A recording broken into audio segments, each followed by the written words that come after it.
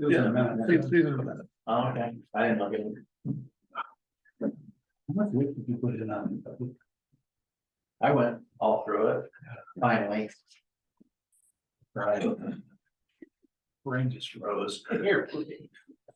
We waited for you. I thought he was like, Hey. I know. oh, yeah, he's a minute late there. Minute late. But he tried. Budget season is. Well, I have 6 o'clock. I will call the meeting to order of the Green Mountain Water and Sanitation District, November 14th, regular meeting. And do a roll call, please. Is Karen Morgan present? Dave Wickman present. Roger Wendell present. Dave Garner present. And we have a quorum.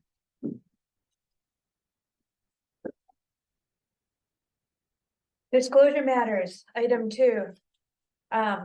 Anything to disclose? Yes, I received an email a couple of weeks ago, subsequent to that email, Karen also received one from Brookfield. The one to me was asking to meet with me. I responded after speaking to Dylan about it. And my response is essentially that I was not empowered to act for the board, which was listen for the board. The matter not come before the board. So I just wanted to disclose that that was my response. And Dylan's recommendation was that public comment is open to all. So we have a 5-minute public comment period for someone from Brookfield, should there be someone here to speak to the board. And we might take up whatever we hear at a later time, or we do not. That's the only matter, and I don't think you need to disclose that since I mentioned you in the same context. Yeah, and we'll get to that a little bit later. Thank you very much. Anything else? Okay. Move on to item 3, changes to the agenda. Any changes? I have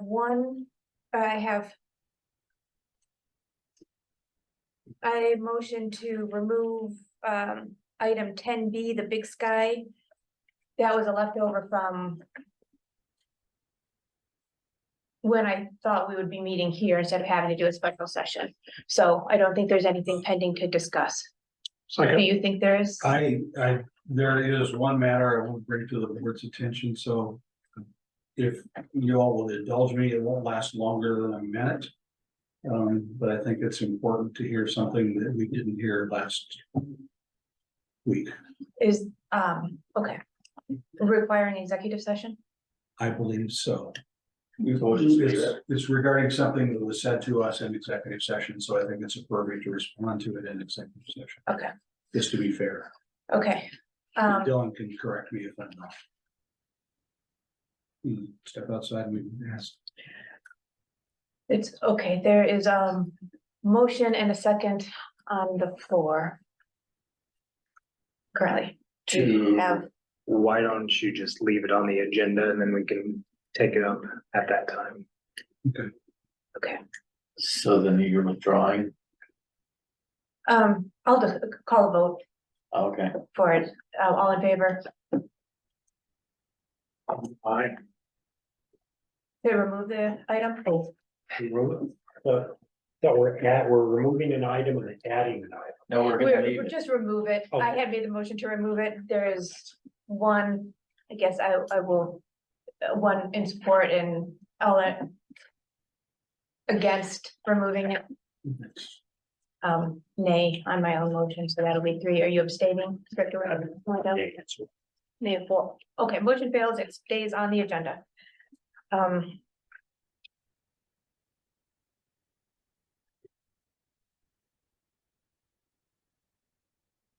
Okay.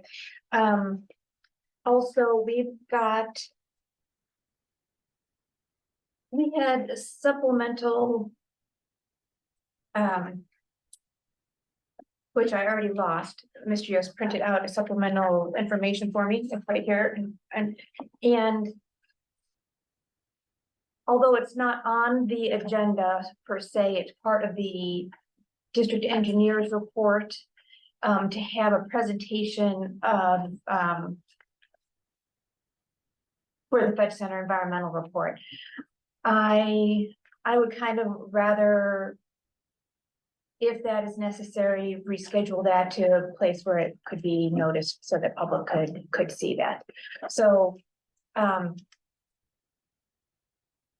I am going to make a motion that this item that is not on the agenda per se, stay off the agenda until further discussion puts it on. Does that make sense? Okay, And the rules of public comment period apply. yes. Yes. Do I have a I'll second for that? second Director Garner seconds. Any other discussion? All in favor? Aye. Say aye. That unanimous approval, and that passes. Thank you. We can discuss how to proceed if necessary later. Any other changes to the agenda? Okay. I'm sure I had more and I forgot about them.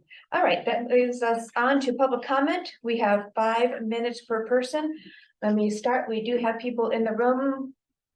So would you like to start? Could you, I'd be happy to start. Where would you be like- able to stand up and are you Yeah.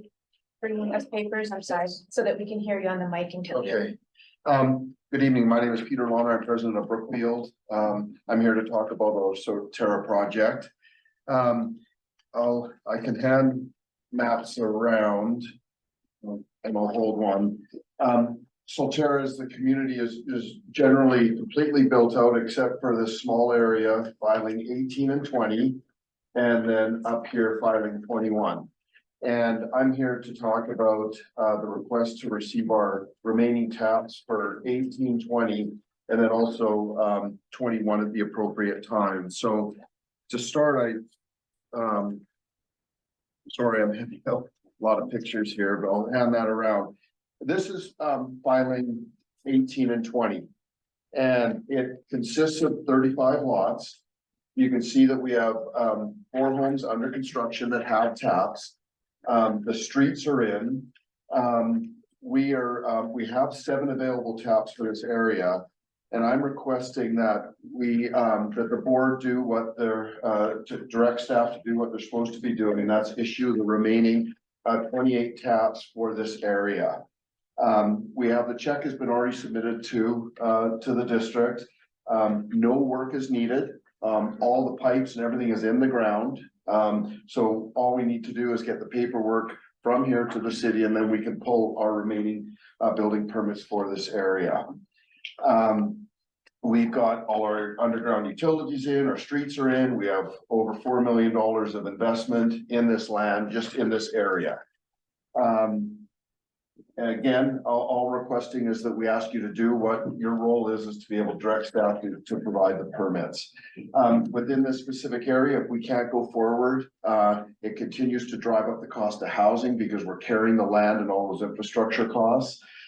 It puts people out of work. My staff won't have places to go because they won't be able to finish the homes, as well as the subcontractors that are building the homes won't have places to work. Also, it's, to have partial homes built and not the balance of the land is not conducive to the existing residents in the area. So I'm requesting that we be issued these permits. Also, I understand that there's discussion about increasing the cost of permits. I'm even willing to say that, within the next 45 days, if there's a cost increase in permits, we'll pay that additional increase. Not that I want to do that, but it just shows you our need to have these permits and to be able to move forward with this development.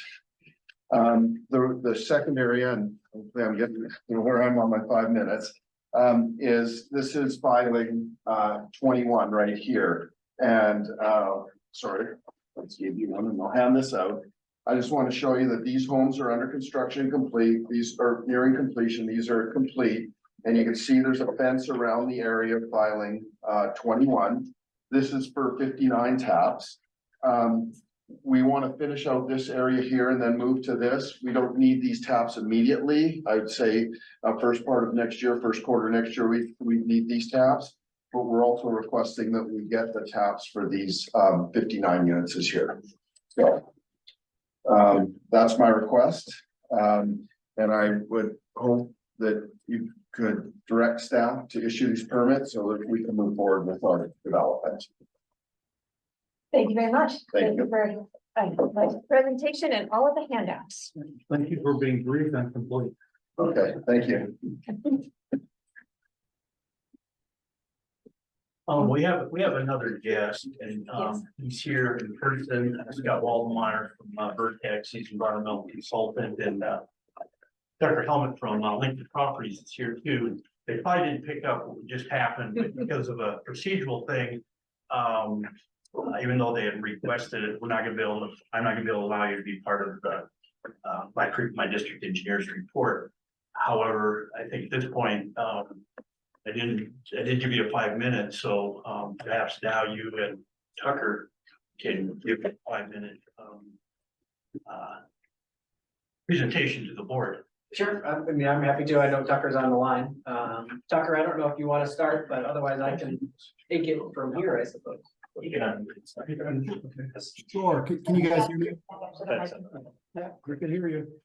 Okay, awesome. Well, I appreciate everyone's time. I apologize I couldn't be there in person. I thought I'd spare you from the sickness I'm dealing with, cold. But my name is Tucker Helmus. I work at Lincoln Property Company. We're working on the Fed Center site, as I'm sure a lot of you are aware of. And we had some relevant findings that we thought it would be prudent to share with the board in terms of the environmental, because I know that's a concern that's been voiced. Scott is with Vertex, so he's in the room there, and he's going to kind of go through a little bit of a quick history and quick findings of kind of our site and kind of what we're intending to do. So Scott, if you want to go ahead and kick it off, that sounds great. Yeah, sure. So hi, everybody. Scott Waldmeyer with Vertex, Regional Vice President for our office here in the Mountain and Midwest regions. So we've been involved with Lincoln since they acquired the Denver Fed Center property, both the north parcel, we're calling it, and the south parcel. Obviously, there's been extensive history there. We went and looked at it and did a full review, and I think you guys saw that at least the environmental memo that went out. We went and did a supplemental site investigation out there recently and installed another 52 soil borings and 24 test pits to get a better idea of what was done in the past, if it truly was removed to the state standards, and thus they issued the no further action letters. And our findings essentially confirm that, which is obviously a positive thing. And so the next step of all of this is understanding our focus obviously on the south piece, so south of 4th Avenue, and some utility work that's in 4th Avenue. The concern is obviously the environmental impacts associated with those areas. And so we'll see it. You guys will see the comfort letter. So we worked with the CDPHE corrective action unit and got a comfort letter that basically stipulates what our plan is to go through them and have the oversight of them throughout the entire development of the property. So from modifying the corrective action plan that's been approved by the state for the parcel to include the south parcel and the roadways to basically guide that whole development and make sure we're doing things in accordance with state rules and regulations and under their oversight and approval. So that's the kind of gist, at least, of what the plan is. So our next step is obviously submitting a modification to that corrective action plan that's been in place to include the south piece, the southern portion of the property, so that we're all inclusive into the under the state guidance and under their regulatory framework, so that they have to approve every single step that we do. And obviously we'll be out there doing oversight of all of the earthwork throughout the whole project. But for now, obviously, again, we're just focused on kind of the 4th Avenue and south. 4th Avenue's utilities, the rest of the development in the southern piece. So that's all I have, at least for now. And then we'll obviously share everything once we get everything approved and whatnot with you guys too. So, Excellent. Thanks for letting us know. And we have some additional guests come in. We are in the middle of public comment. Did you have public comment? No, we just here to listen to you guys so. Okay, fantastic. Online, we have Amara. Okay, unmute yourself. Good evening, everyone. I want to congratulate everyone involved in the successful order by the judge of October 14th. It is wonderful, and so many of us out here feel that way, that the judge finally deemed that we are under no obligation to be forcibly serving any extraterritorial properties. Those that have sued us in the past and cost us, what, 6 digits of legal fees, or new ones. So I just want to congratulate everyone on a successful order, but for the summary judgment, the cherry on top to lock that off. Hopefully now we can look forward to the board being able to focus themselves on the present and the future. All of the maintenance updates we need on our aging infrastructure, hiring a district manager, all the important tasks of Green Mountain Water District Board and staff can now be turned toward the future now that that is behind us, and we will no longer be forced into any kind of extraterritorial service. So congratulations to everyone. Here's to a future where we can focus on the priorities of the day and the normal business that Green Mountain Water District needs to focus on. Everybody have a great week. Thank you. Thank you very much.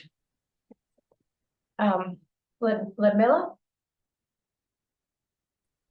Hello, can you hear me?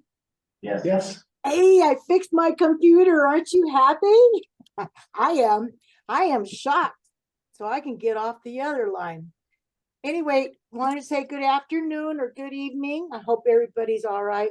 I'm going to be a little critical. You know, I don't like doing this, but I listened. Let's start out by saying someone dropped the ball again. At a previous board meeting during discussion regarding the search for the district manager, it was agreed the position was to be advertised on Lincoln, right? I continually checked the website and didn't see it. And then finally it popped up. So how much time did we lose not having it advertised on those different websites? And then how many resumes did we receive after we finally posted on LinkedIn? Like I said, I hate being bitter bad news, but today's the day you got me, right? And then I listened to the blue sky appeal argument when it happened. And I'm not an attorney. I don't pretend to be one. I'm not one on television. So, but I thought that Scott did a terrible job. And that's my personal opinion. He didn't have any cases that backed up his argument. Even though the case was sent back to the original court, the appellate court pretty much gave Green Mountain direction on how to argue the case. I thought it was all there in black and white. Like I said, I'm not an attorney, but it sounded like that to me. So I thought it's a slam dunk. So hopefully this new attorney watched the appellate case, and so maybe the case will be over here shortly. It's been dragging on again. This is not right. Okay, I think the last thing, I was going to do a couple more, but I think I've got your ears already burning.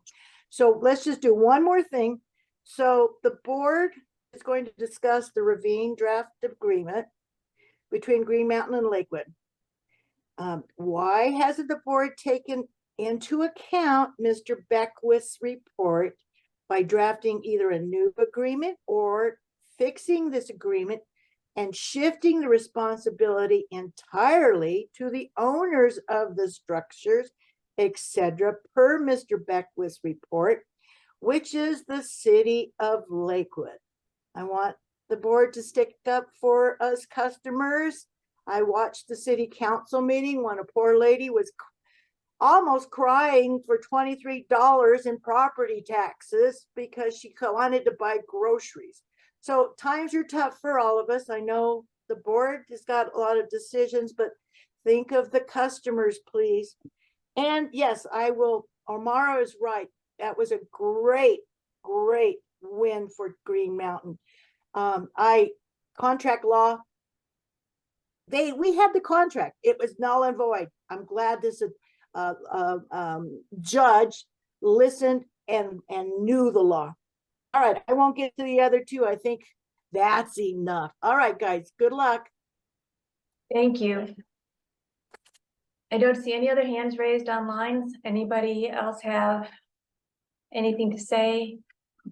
Did we change our mind here? You good? Going, and closing public comment. Thank you all.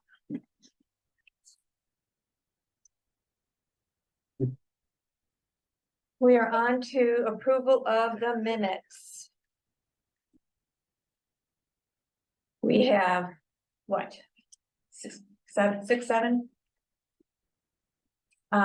Everybody have a chance to look through them? Is there a motion to accept these minutes? I'll make a motion to accept all 6 weeks of minutes or 6 months or 6 meetings. All the Whatever posted, it is. all the 6 posted meetings. minutes. Yeah, All those given to us. all those 3, 4, 5, supplies. 6, 7. Do we have a couple of extra changes beyond what I did? To the minute? Yeah. I did. I said, I didn't check to see if they were incorporated. I assumed that they were incorporated. I did send. I did incorporate them. No, I don't know what your changes were. So do we need to review them again? No, can we, I didn't have substantive changes. I had spelling, changes and, are these them? Yes. Yeah, all right. Can we, Take 2 minutes. yeah, can we take 2 minutes or we can come back and revisit this? Can I postpone this until after Who did you send your changes to? Wasn't me. you, I didn't change, okay. I think it's- Can we table this until till the end of the meeting and, I will check them during a break. A motion to table for now. Second. Thank you. All in favor? Aye. They're not substantive to this, there was some names deleted. Okay, thank you. Financial matters. Well, I don't know if Doug is online. yes. Oh, Yeah. fantastic. Do we have, anything Well, from the treasurer? Yeah, I've reviewed, I mean, the monthly operating expenses, revenues, the unaudited financial statements. And I also reviewed the draft budget. We just want to stick with financial statements for now. Yes, please. Yeah, and I found them to be correct and adequate, so I would make a motion that we accept the operating expense, capital expenditures, and the unaudited financial statements for the month of October. Second. All right, any discussion? All in favor? Aye. Aye, unanimous approval. That was motion by Director Hooks, second by Director Wickman. Okay, item C, discussion of lobbyist expense. I thought we did that last time. Is there a motion? No, we didn't. Okay, Yeah, I move we discontinue our relationship with the lobbyist. At the end of this current contract, I think it ends in January. yes. Okay, is there a second? I'll second it. Motion by Director Wendell, second by Director Hooks. Discussion. Discussion is, yeah, would you like to explain? Yeah, I'll be brief. I just don't believe there's a return on investment for this particular expense. I think it was a good thing for us to have. I thought we did a lot of we saw a lot of strategic moves in there, and I think especially after hearing from our attorney recently, I had some additional ideas to pursue with that may be beneficial, but that is my opinion. I like that. Any other discussion? I think more than last year, we should have an expectation that this year will be an active one in the legislature with regard to Title 32.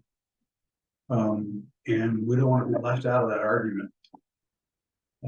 Especially if we can drive the argument with HH's failure. There are other avenues for funding. The districts are ripe for being looked at. And I think we should be prepared to defend ourselves. We don't even know it took place until after it does. in the legislative session, the way they do things. The only way we're gonna get there, and have even a chance to put our finger in the pie, is to spend the money to protect the district residents. I just think it's. I appreciate the desire to save money. And the return on investment last year wasn't probably what we'd all like it to have been, but this year could be a very significant year. And I just think we'd be penny wise and pound foolish if we walked away right now. Maybe if it doesn't turn out next year, I'll be right with you, Roger. But I just think this time, boy, it's, you know, we didn't even know HH happened to us. We should have been there. We should have been arguing with other special districts. Now, just because we don't have millions doesn't mean we shouldn't be engaged in that fight, because the only way we can build our reputation among Title 32 people is so to be engaged. So like using HH as an example, where that was like across the board, all of us, not just special districts. How do you think we would have defended that? How would have we been proactive in that case? I don't know, because we weren't there to hear as the ideas popped up. I mean, it wasn't just one thing that happened at HH. It was a group of the Democrats who all had contributions to that final policy. If we'd been there to say, hey, wait a minute, there's an implication here you haven't realized, we could have forestalled that and broken up into pieces. Not everything we would have done would have benefited us, but it might have benefited other special districts.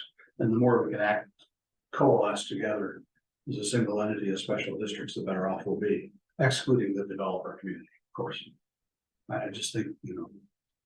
Isn't it the function of the Small District Association? The SDA? And weren't we engaged while HH was being developed? Our lobbyist? I don't know, were you in any meetings where HH was discussed? I wasn't there. Well, that's kind of my point. We had a lobbyist on board and we weren't aware. We were aware. He said updates. But what action was requested of us, or what would we have done? Well, at the time. I guess that it's was hypothetical, it's not right. fair, but I just, not to beat a dead horse, I just didn't see much result out of this. Fair enough. Yeah. Any other discussion? Do you have anything? Well, actually, I concur. I didn't think of HH. I was thinking of some of the other issues. And then I've heard some mumblings about new things coming down the pike. So I hadn't even thought about HH. But, and yes, last year was somewhat of a failure. But that doesn't mean the concept is still valid. And I'm hearing stuff coming down the pike. So I think it's wise to get ahead of it. Now, my question, I'm going to go for it. But my question is, I remember last time we talked about it, are we being too late again? Are we supposed to? To get ahead of issues, and I have been, Andrew has been in contact. Would be the same guy? It would be the same guy, Okay. yeah. But that does bring up a point that, you're right, I did when I saw this.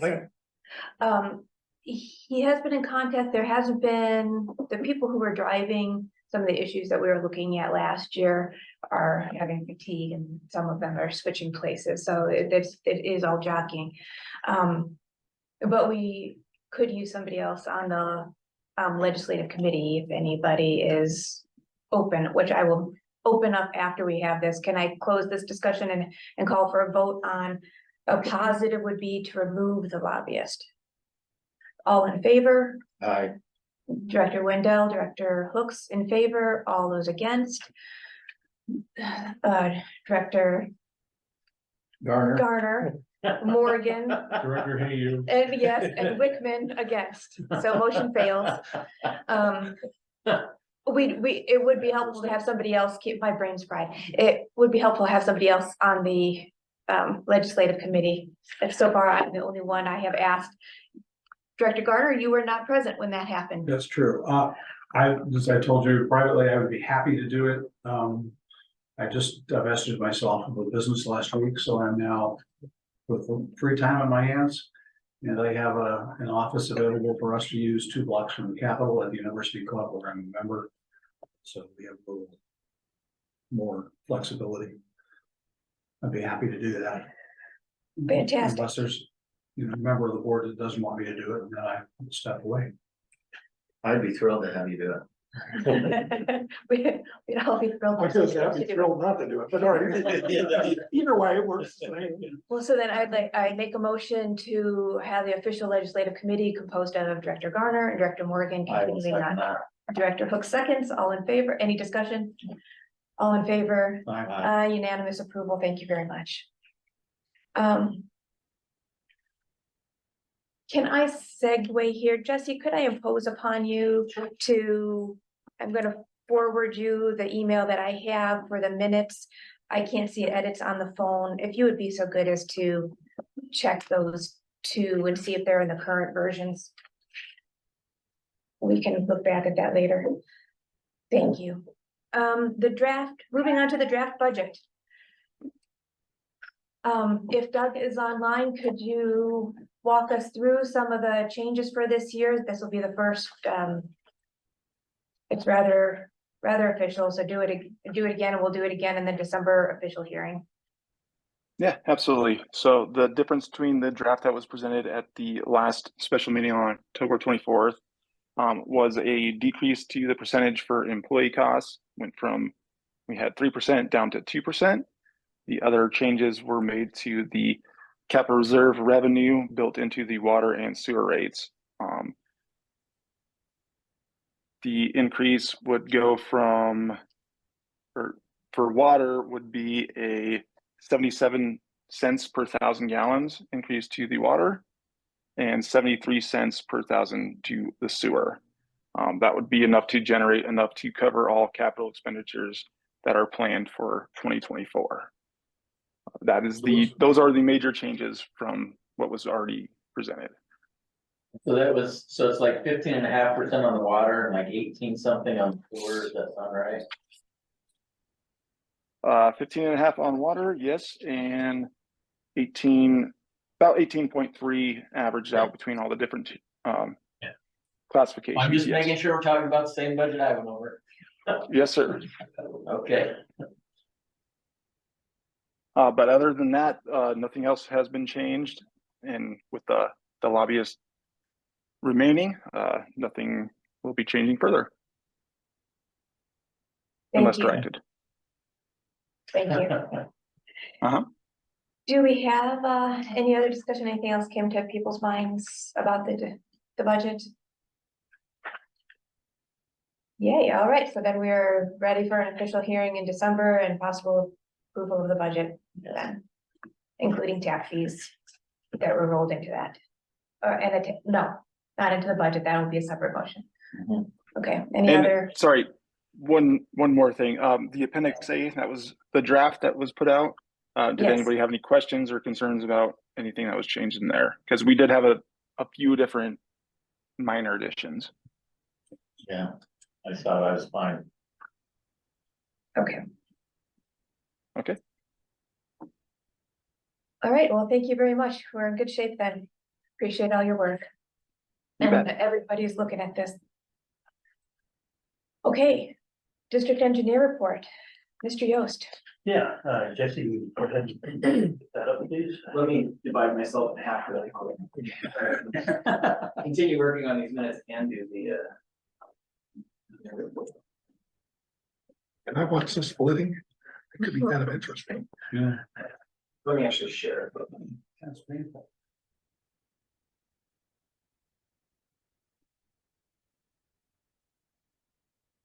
And actually what we've did starting last meeting is we've embedded the field operation report in the district engineer report, and Josh is here to present those couple of slides, and let him talk through those, and then I'll get on with the engineering report.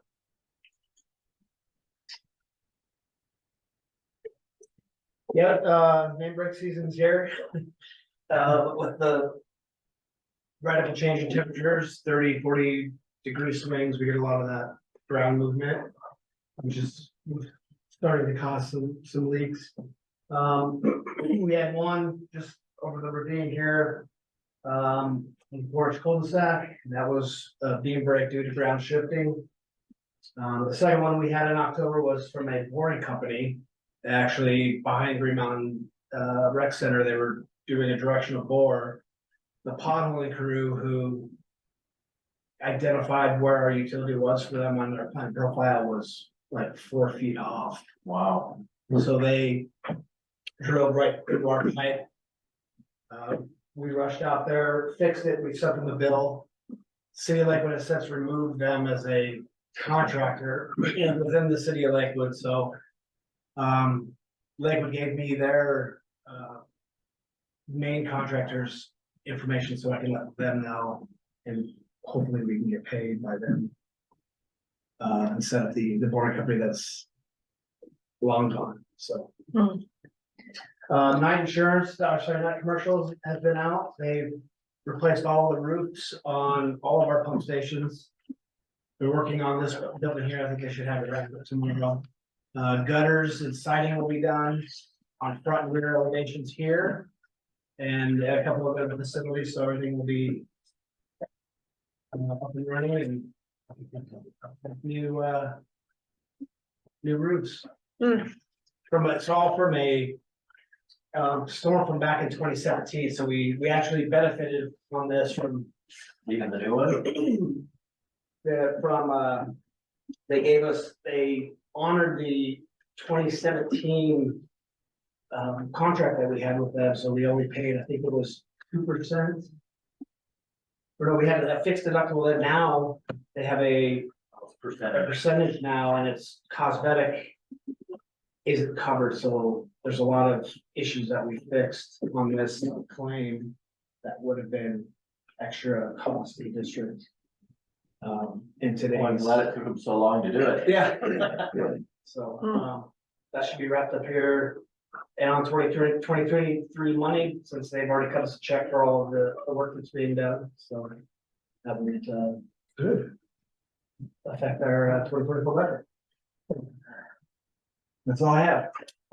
Does that repair on that other main break, do we need to start or notify the insurance company on that? Do you know? I mean, you sent the invoice to the contractor, but is that? No, it's not our deductible, I believe, or something like that. It's more than it cost us to do the repair, so. It's just not worth that. It's not worth, Okay. it's not worth the claim, basically, yeah. Okay. Well, thanks for handling. Now, can I ask, when I started on the board, this used to be its own separate agenda item. And Austin would come in. I don't know if we took it, I don't remember, and I'd have to look back at the bylaws for how it is, and I don't know how it got wrapped up here, but is there any worth breaking this out as a separate agenda item? I'm not sure why. Do you know why is it wrapped into the engineering report? Do we need to break it out? Seems like it could be broken out. We could, I kind of inherited it that way. I'm not Yeah, sure. that's what I'm wondering, yeah. Well, my recollection is it used to be under district manager's report. And then, yeah, so it's changed a couple times. Yeah. And I'm Honestly, trying to, how you guys can see it. I'm trying to remember what the bylaws say. I don't think the bylaws spell that part out. I But don't it, remember. I mean, if it's the same information, just under a different It's- heading, I don't know yeah. that it matters. Well, no, it doesn't. to Well, me. it's who's presenting it. So, you know, on our agenda, I guess I would just rather see an operations report and an engineering report. I mean, those are two separate things to me. Well, we just try it next time and see if we like it. Yeah. I don't think that needs a motion. Will that work for everybody? Sure. Well, I assume when we get a district manager, we'll be back to having that as a. There should be a district manager section. Well, and that's usually something separate as well. Yeah, yes. Yeah, so, That- That's probably how it happened, is there was no longer for a while, a Probably. district manager's report, so this ended up somewhere and it ended up being in the engineer's. yeah, okay. All good. Need 6 1, half a dozen of the other. Oh, As long as the data's in front of us, we can understand it, I'm not, it doesn't make a difference to me, how you format it. very good. Any questions for Mr. Stanley? Thank you. Thank you very much. Mr. Okay, Yost, yeah, for the rest of the engineer's report, next slide, please, Jesse. If you recall, last meeting, I was directed to solicit, statement of qualifications from, environmental consultants. And we're in that process now.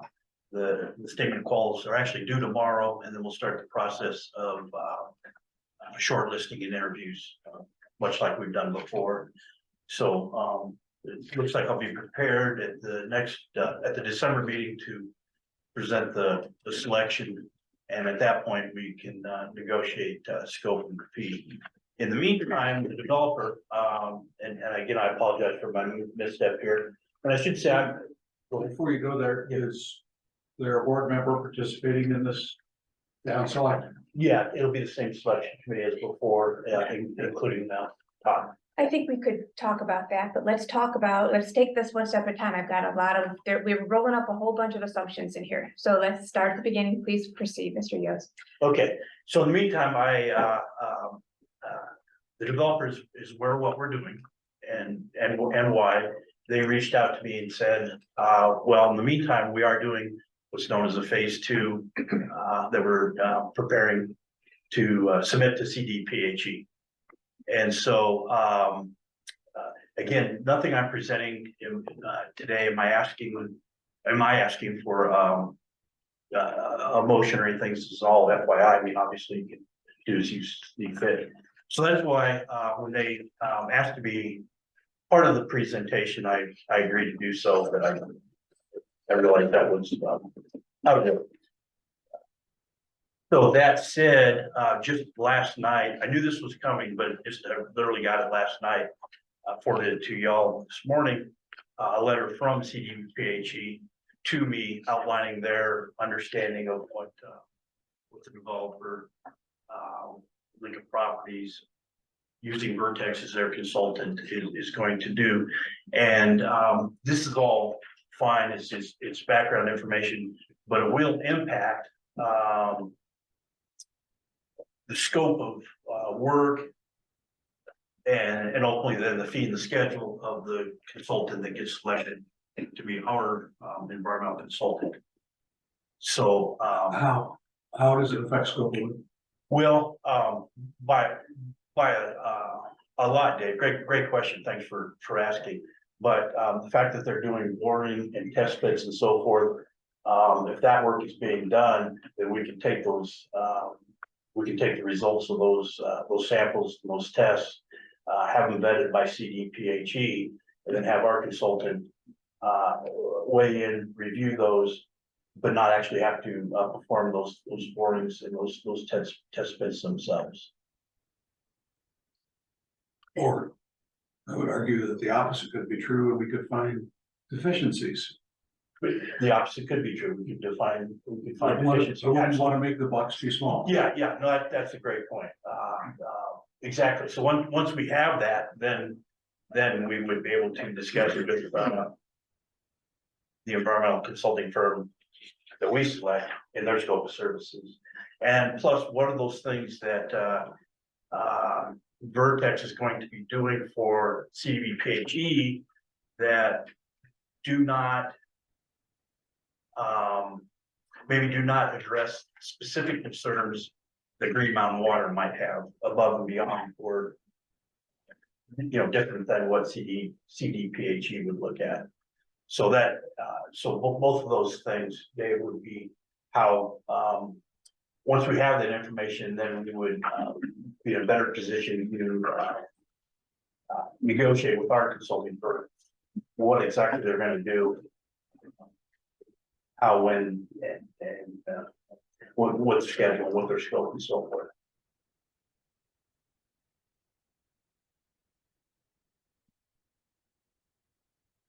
I'll say this in the most polite way possible. I want to make sure that Director Whitman's direct observations and anecdotal history is a part of the process, so that his belief of certain events having taken place in that area are addressed. Whether they're proven or disproven, I want to make sure they're addressed. So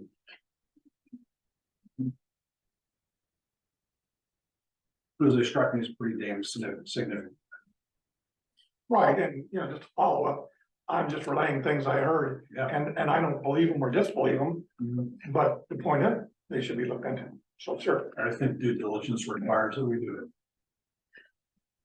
That's all. Okay, well, like I said, that was for information. And why I put this up, we are proceeding with the selection of environmental consulting firm, as we talked about last meeting. But in the meantime, Lincoln Properties and their consultant, Vertex, has let me know they're proceeding with phase 2 with CDPHE. And again, CDPHE and sent this letter to me after hours.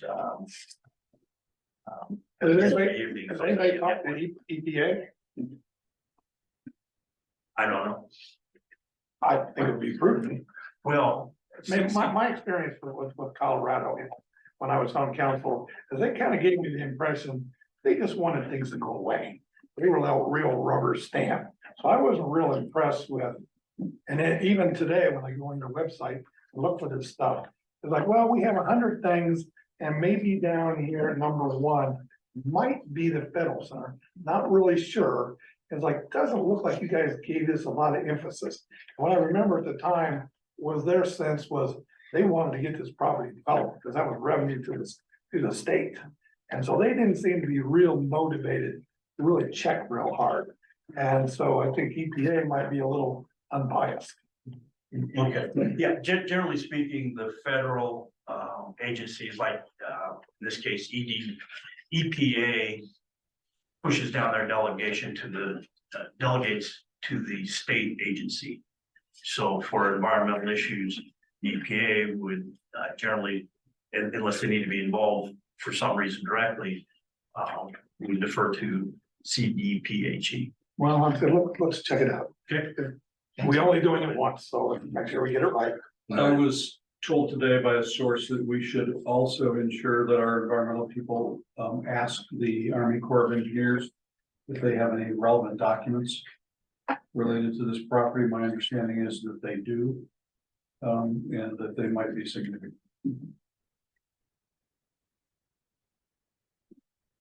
Yeah, good point. Yeah, the other guys I'm talking about. Yeah, and yeah, 100%, I know what you're talking about, and a document review of that would obviously be included in the scope of services of the environmental consulting that it will.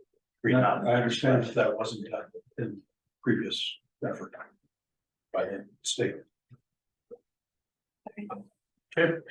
I have a lot of concerns here. I think the reason for the motion was so that we would be doing some of these things. And I know that there was concern that we would be repeating or that we were. And that's what I'm hearing now, that there's a redundancy in effort of our motion, and then we don't need to do as much because other people are doing it. And that was kind of the point, was that we have our own environmental report so that we can do some things. And we will, of course, look over it, but what we need to do, we will still have to come up with a scope. And I agree with you there, but that will have to be evaluated based on everything that we would like to see. And which I did have some ideas of, as you know, since you did ask about that, and I did start doing some of that written out that did get, but it was posted. I would like to motion, we talked about this at the last meeting, how long, we didn't actually put a deadline on it, but we said it should maybe be posted for a month. I meant like posting for a month to give people a chance to reply, and it was up 2 weeks ago, so that's not very long posting time. It seems like it would be prudent to extend that out. Yeah, the three weeks is pretty typical for something like that, and so. Well, but on the other hand, this is kind of the holiday season. I mean, if I was most companies, I wouldn't necessarily pay attention until January. I've actually gotten quite a bit of interest. Well, You should be. one thing struck me, I remember when Roger was first doing the district manager, it's like, we don't have any admissions. Then all of a sudden, when you guys got on it, and started beating the bushes, all of a sudden we got 70. And it was like, all right, they're out there. We just need to give it the time to, give them a chance to get back to us. You can't be hasty. So. I'd like to, motion and that. I move, except I'm looking at my calendar, I wrote down December 20th and that's way long away and that's Christmas, so I don't know how to use my calendar. Can we extend that? Oh, maybe through December. I'm at November 30th. And have the posting on there through, December 1st would be Friday. So I move to extend the deadline on the RFQ posting to December 1st. You're basically adding 2 weeks. Yes, that would be a month total, 2 weeks from tomorrow. 2 weeks from 2 weeks. tomorrow. Would you like longer? Yeah, Oh, okay. I'd certainly do say mid-December, but again, if I was them, I'd be busy shopping in mid-December, so. We wouldn't be able to respond to it. Yeah, I wouldn't do it until January myself. When, Mike, when do you expect work would begin under normal circumstances? Well, for work actually to begin would probably be after the holidays. What's due tomorrow is a statement of qualifications. Yes. And I would say right now, I'm probably expecting 6 to 8. Based on the level of interest I got. Then the next step would be to shortlist, presumably 3 for interviews. And so that interview process wouldn't happen until the week after Thanksgiving. And then we'd be ready to select one of the firms and then negotiate their scope based on all this. I assume we're ready to go as far, we're already doing it, I take it, as far as asking for solicitations. So now we're talking about how much time they have. They've only had 2 weeks. How many replies we got so far?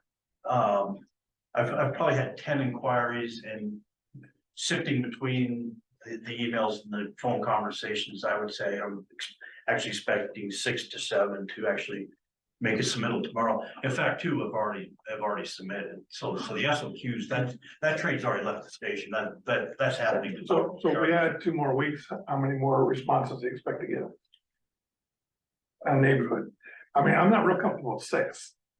No, what we 70 might have been a little overkill, but 20, 30 strikes me as it's a big deal. Could I suggest a compromise here?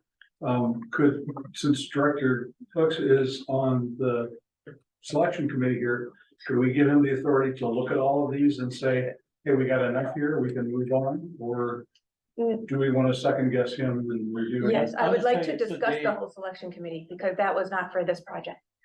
Right.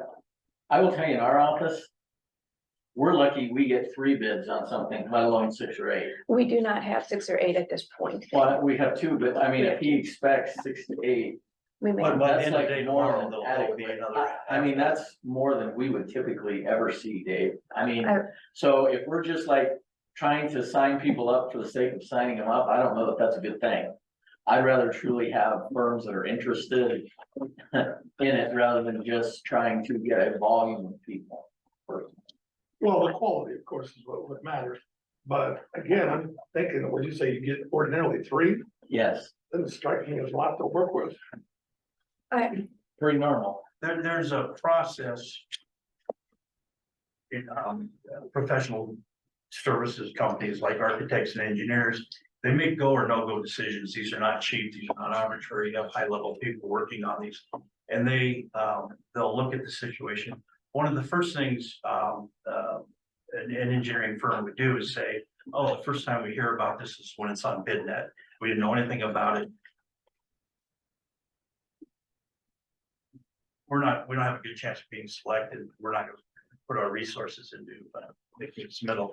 Those firms that maybe are aware this is coming out, aware of the situation, they take the time to either email or call me, get some more background information, and generate an in-house decision that, yeah, this is worth pursuing. We have a good chance of being selected. It's worth the effort. So generally speaking, it's pretty common when to advertise on BidNet and on our website, plus ask several firms directly if they're interested. for there to be 3 or 5 or 6 firms that actually say, yes, this is a good calculated decision for us to pursue this, spend our time and resources. And if we get a half dozen, which is, probably what I expect at this point, that's pretty common. And the fact we advertised for 3 weeks is also pretty common in the industry. So it wasn't. The other thing that strikes me, 2 more weeks, Thanksgiving. Yeah, but 2 weeks start tomorrow, they're due. Some of them have already submitted, so what you're saying is almost. It's non sequitur. They're due tomorrow. And Let me So tell you there's another thing that we're running up against. That's a Dave, problem, is that, though. like, right now, people in firms, they have so much manpower, and they often, they don't necessarily have a ton of qualified candidates and other people, so a lot, when they go after projects, they go after ones that fit in, like, you have like your schedule of all your projects, and you might have this many people geared up, this many people that are over these periods of time, so you're looking for things for time slots and for the people that have the skills that you need to fill in those. And like I said, we run into them where, and I'll just use like civil engineering a lot lately, we can't get people. They're so full that we're waiting months to have them look at projects because they do not have the engineers to do that. I mean, even bigger firms don't necessarily have the engineers, and so it's more complicated than just getting people to put in bids. It's a function of matching personnel, matching the skill level, and going after the projects. And this is a whole bunch. Well, I'm gonna say, the example that struck me in this time is a couple weeks, months ago, when Roger was trying to put stuff out. It's like, he's got a handful of people, Dairy Queen managers, and I was like, totally, hopeless. And now we took extra time and efforts. Now we got 70, examples, and I'm thinking a dozen of them are damn good. And I was like, what's the difference between what we did back then and what we did now? Well, the major difference is we took more time and more effort. Where I would dispute, but see, here's where I would dispute you on that, Dave, is that, like, to me, I've looked through 75, I've looked through every single resume that has come in. I had a hard time coming up with 5 that I thought had qualifications. 5, I couldn't come up with 5. Let's, I want to wrap up the conversation on this. What I'm hearing, is a couple things we will disagree about the number of times. We're done. One moment. I also heard, which was a little disturbing to me, that people will call and see if they have a good chance of getting selected, which seems like not great. I heard that, so. are they calling I you- said that 100%. That is one of the things that I will judge reviewing these, is which firms took the time to learn a little bit more. Is this a good fit for them? Do they have the right people? What's the expectations? What's the time schedule? That's a very common practice for To show interest. to show interest and to make those decisions.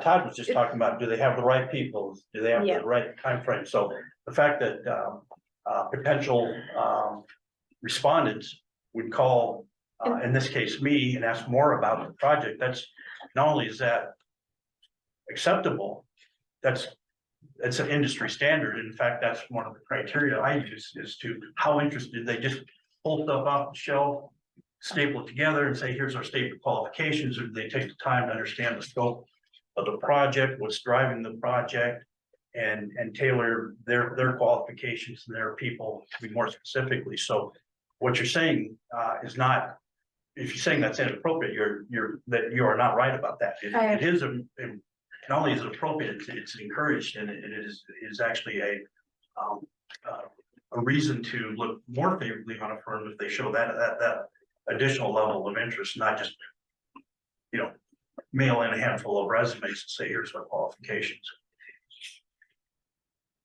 I'm also disturbed a little bit, again, about the deadline. What I'm hearing you say is that the only timeline that we did discuss was a month of posting, and that we'll move on because the deadline will be the deadline now. But I would have preferred something little longer. And before I get to Director Garner, I want to make sure Mr. Stanley looked like he wanted to interject in the beginning. Did you have a comment or anything to say? Me? Yes, No, I didn't know. just following. Okay. Yes, Director. Would it upset the process to extend 2 weeks to the end of the month? Yes, Why? because, the firms that are gonna respond, like I said, 2 of them have already submitted theirs. Let me think out loud on your question, Dave. The rest of them have already figured out at what point somebody's gonna drop their statement of qualifications off there tomorrow. So they're already done, they're already packaged, they're literally in an envelope waiting to be delivered. So if tomorrow, at some point, in some way, shape or form, I say, just kidding. We're gonna extend this another 2 weeks. Those firms are going to. Well, wait a minute, we already. See, if you told them that 2 weeks ago, I think it would have been more viable. I To could tell them have at the 2 weeks last ago, I minute, could have. to me, if my firm went through, I'm with you. I'm with No, you. I understand, but this is, again, the process of, that's of the expectations. A week or So- 2 ago, I could have put out an addendum and extended it out 2 weeks, but to wait till the day before they're due is Mhm. impractical at this point. And the fact that the advertisement was out there for 3 weeks is an industry standard. That's plenty long. So what I'm gonna suggest is that we will have to move forward. And then we'll see what we get, and if we'll see what we get and if we can move forward. well, we should have the right to accept or not accept. So like, Accept it. so like We if, do. say if we've narrowed it to 3 and after the interviews, No. if we deem none of them qualified, we have every right to Right. not accept it. It's like, I mean, Yes, we're you're gonna, right. like I said, we're probably gonna get 6 submittals. And based on my conversations and knowing the industry, knowing these firms, We make, at least 3 of them are going to be eminently qualified. They could be very, very qualified. There would be no reason to second guess ourselves when we have between 3 to 6 very qualified firms submit their statement of qualifications, and then from that, we'll narrow it down, select one. So there, in my opinion, my blunt opinion is there would be nothing gained by extending it 2 weeks. There will not be a better outcome. We will have half a dozen So qualified firms. based on your knowledge of the industry and the people who have contacted you so far, you're convinced that the cream of the crop is already indicated they're going to respond, or you expect they will? Yes. Okay. before I move on to the next point. Well, this is the next point. Can tell me, what happened with the status of updating our development review to have it to cover the operational needs for the Fed Center and the pumping stations, and whatnot.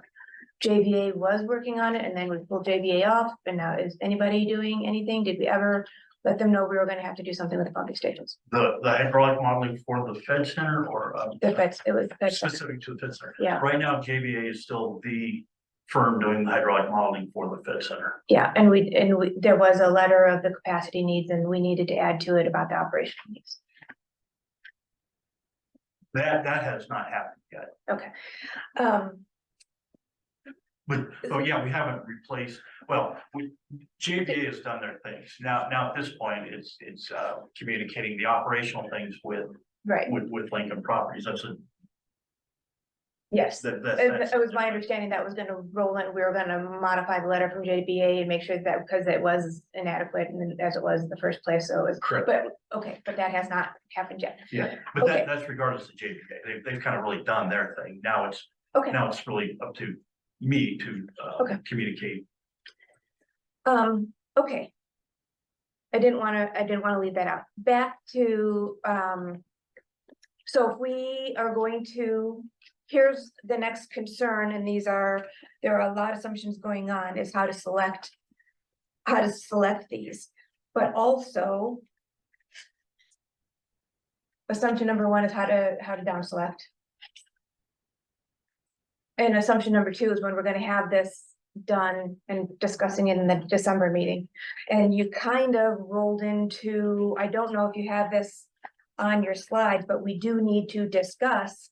It's my understanding you were done on Thanksgiving, so we are saying thank you for all of your fantastic work and not be seeing you in December.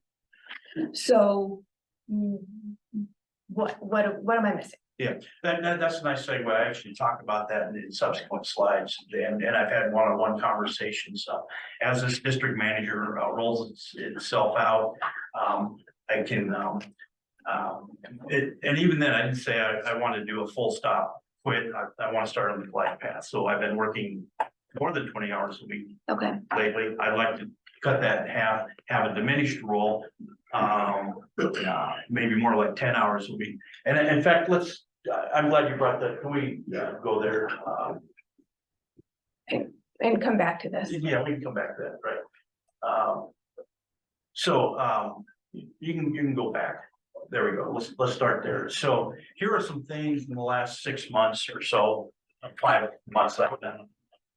Some things that we have brought in-house in terms of engineering.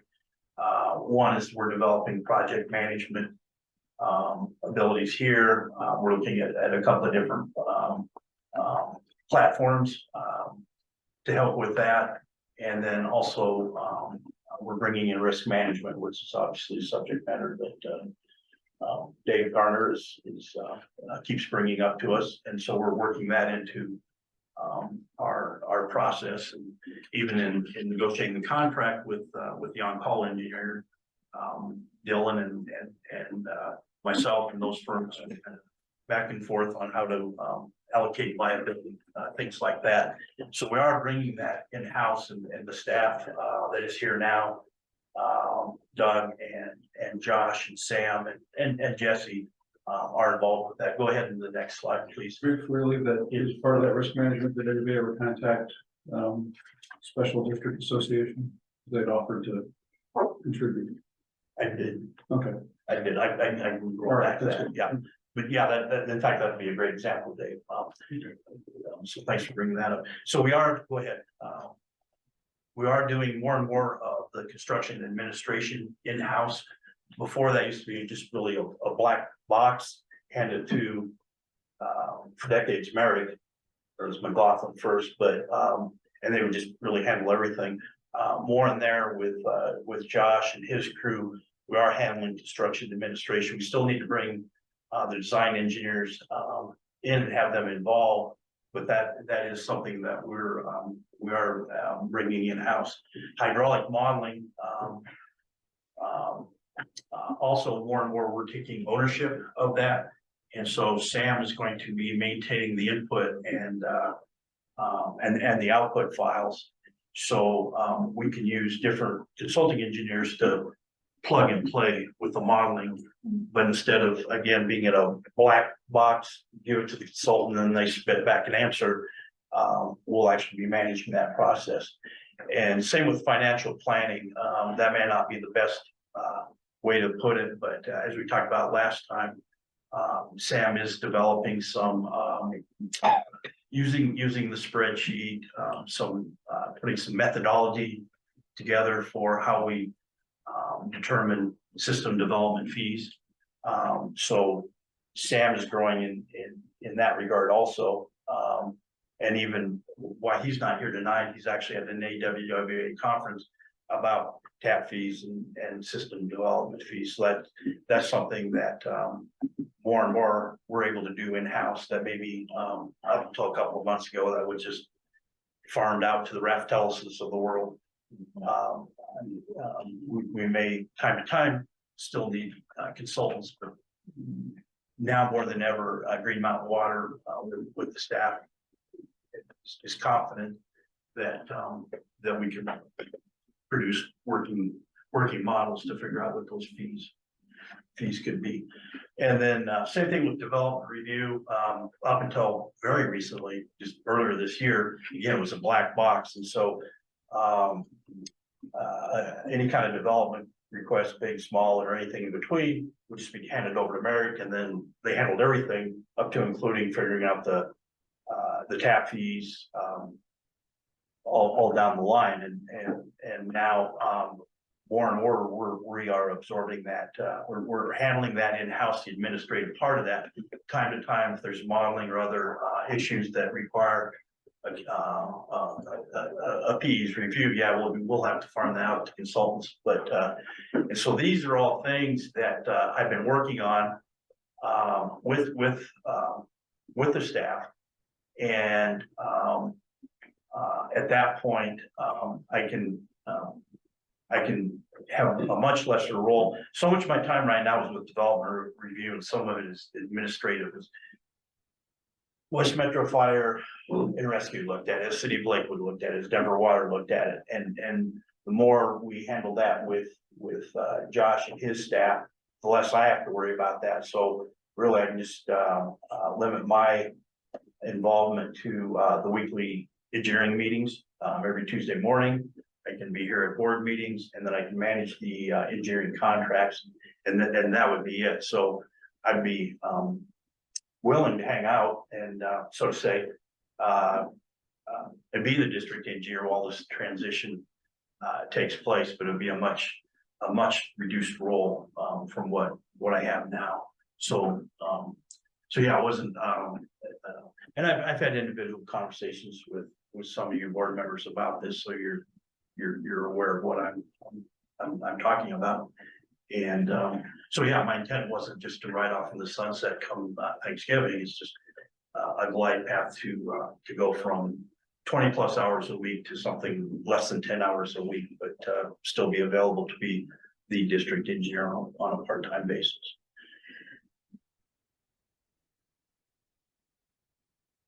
Or if you don't want that, I will. You can have my resignation effective immediately. What, I serve at the pleasure of the board. what are you, cause there's, I mean, that's a pretty big discussion. This was a temporary job.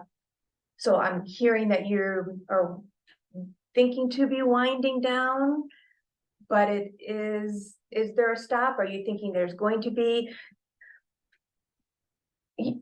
Obviously, you had just detailed a lot of amazing things that have been going on. And we could not have gotten through this time without all of your valuable contributions. We are lucky to have had you here. I am a little bit worried that we, as you would say, when we meet, you have kind of slipped into a management role by virtue of having gray hair and people coming to you. I'm a little bit worried about the lines that are being crossed, and what I want to make sure that we're prepared for is that an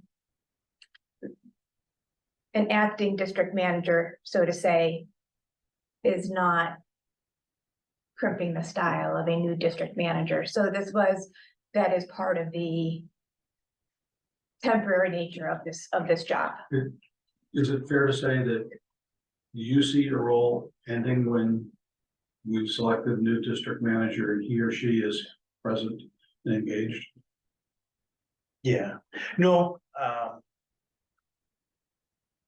right now you do not have a district engineer. For decades it was Merrick. They parted their ways. You parted ways with them. Good, yeah, that's, so now you don't have a district engineer.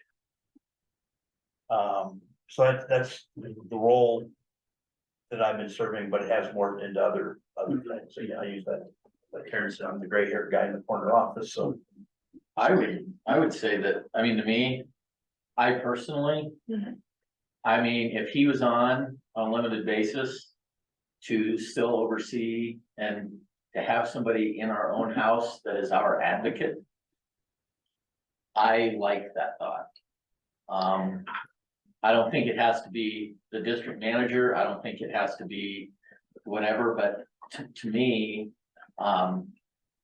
honestly, this has been pretty insightful. A long time ago, when we were at one point talking about having both like full-time people, and I was, I think, pretty much opposed to it. Absolutely. I was, and now, well, I'm just Yeah. telling you, I've evolved. But I will actually say, after having had the opportunity to see it and how it has played out, it has pretty much solidified to me, I mean, the benefit of having it. And so if, in my mind, I would love the idea of, even if it was 10 hours, 5 hours, oversight as we needed it, if it's as a consultant, however we wanted to view it. I personally would like to have, like I said, an advocate for us, an internal advocate for us. Sure, and I agree, and I have been advocating for just that with enormous pushback. So that is nice to hear you say, but if you are agreeing to that, then I'm sorry to say that is still not fulfilling the original agreement that we had, that this was a part-time temporary position. So if you would like to open this up, this is a critical position, and Well, the question. this is not anything to do personally with Mike, as said, admirable job, but there is something of a political nature here too, as he came to us as a potential director. And we have to consider all these things. If you would like to consider a part-time or full-time district engineer, and as of the emergency meeting 2 weeks ago, we didn't even want to look at it, then we should advertise for that and have an open competitive position and make sure that we are doing the best thing, because maybe this is eye-opening, but at this point, I don't feel comfortable that we have done that. This would be a personal appointment of somebody that we know and like, which is wonderful, but we should do our duty to the district. Well, I agree with you there. To me, I think before, when we tried doing it like part-time, I guess one of my original thinking was that you might get you have a couple where one, I'm just gonna make this up. If you have one other person is an engineer, but say stays home, whether that be whichever spouse, the other one say is the true breadwinner, whatever they do. And it could give that other person some part-time work that is probably more fascinating than, and they can actually do professional level work. I think in some respects, that's probably hard to find. I mean, without making it a full-time position. And I'm not sure, I guess watching Mike, I'm not sure it necessarily is a full-time position, maybe we could make it one. And so I guess I like the idea just from, I mean, it's almost like when you bring someone in as a temporary worker and then you say, hey, we want to hire them on, right? Yeah. Isn't that like, kind of like temp to work? I mean, to me, I guess that's what I'm seeing. Well, what I would like to do, since this is a discussion that obviously we need to have, is to table this and make sure it's on the next agenda for if we want to proceed with an actual position, full-time, part-time, how we want to do it. But what we have done, and I'm cutting off, I want to make sure I am cutting off. So jump in with any final thoughts before I move on to the next one. Is it okay to table this, make a quick one? Let's do it. I think we'll also find we'll be well informed by how we look at the applicants for the director position. Because in all fairness, if we have an engineer, it needs to be subservient to the director. In my view. Otherwise, you have a dysfunctional organization. These are all, yeah, so some of these things about how to set things up, that's why, I mean, some of it, which is great, but some of it may be subject to the next district manager. But the structure that we have in place might dictate what kind of person to go after. But I agree with you on part-time. Yeah. So anyway, My wife would do, well, she's my age, she doesn't say she'd do cartwheels, maybe not. But she would be ecstatic if I came home tonight and said, guess what, I'm done. So, yeah, no hard feelings. If you want my resignation effective immediately, I don't, please, but I'd be more than happy. Well, Nice. Like I said, it's been an I- eye-opening experience for me. I mean, Yeah. cause I was truly against it. I really was when I felt I it. remember, yeah. And now, I guess to me, because I've seen it in action, it makes sense to me. The practicality makes sense to me. and, okay, okay to table this and discuss a position next time on how to do that, if anything, As a note of caution, yes, you cannot just any longer transition a temporary into a permanent. So we need to open it up, right? Well, I think that's what Okay. Karen was saying, that's what I'm. if I understood her correctly. Yes. Yeah. So I mean, in that way, it may be, maybe we can discuss that now and how to transition. I would like to talk about continuity and then maybe come back to whether or not what to do. I would think for a continuity standpoint, and you mentioned some of these things on, we have project management. I'd like to get some of the engineers that you've already laid out. And the original plan was that you would be able to walk away, and that's what you're still saying, that you're getting it set up and we're gonna have all these things done and you've got contractors on call. Fantastic. Maybe it's time to implement that. So I'd like to get maybe a project manager at one of these firms. I'm gonna suggest Miller as the project manager for the Fed Center, and so that we can have that continuity going forward. I have always been convinced, when I said we needed a district engineer who was a district manager who was a qualified engineer, Yes, or we needed a separate entity, one and the other, to do these two things, which we don't do. Yeah. And everybody else in the world does these two things. We don't. It needs an engineer to do them, in my opinion, to do them right. I've never seen it function anywhere without it.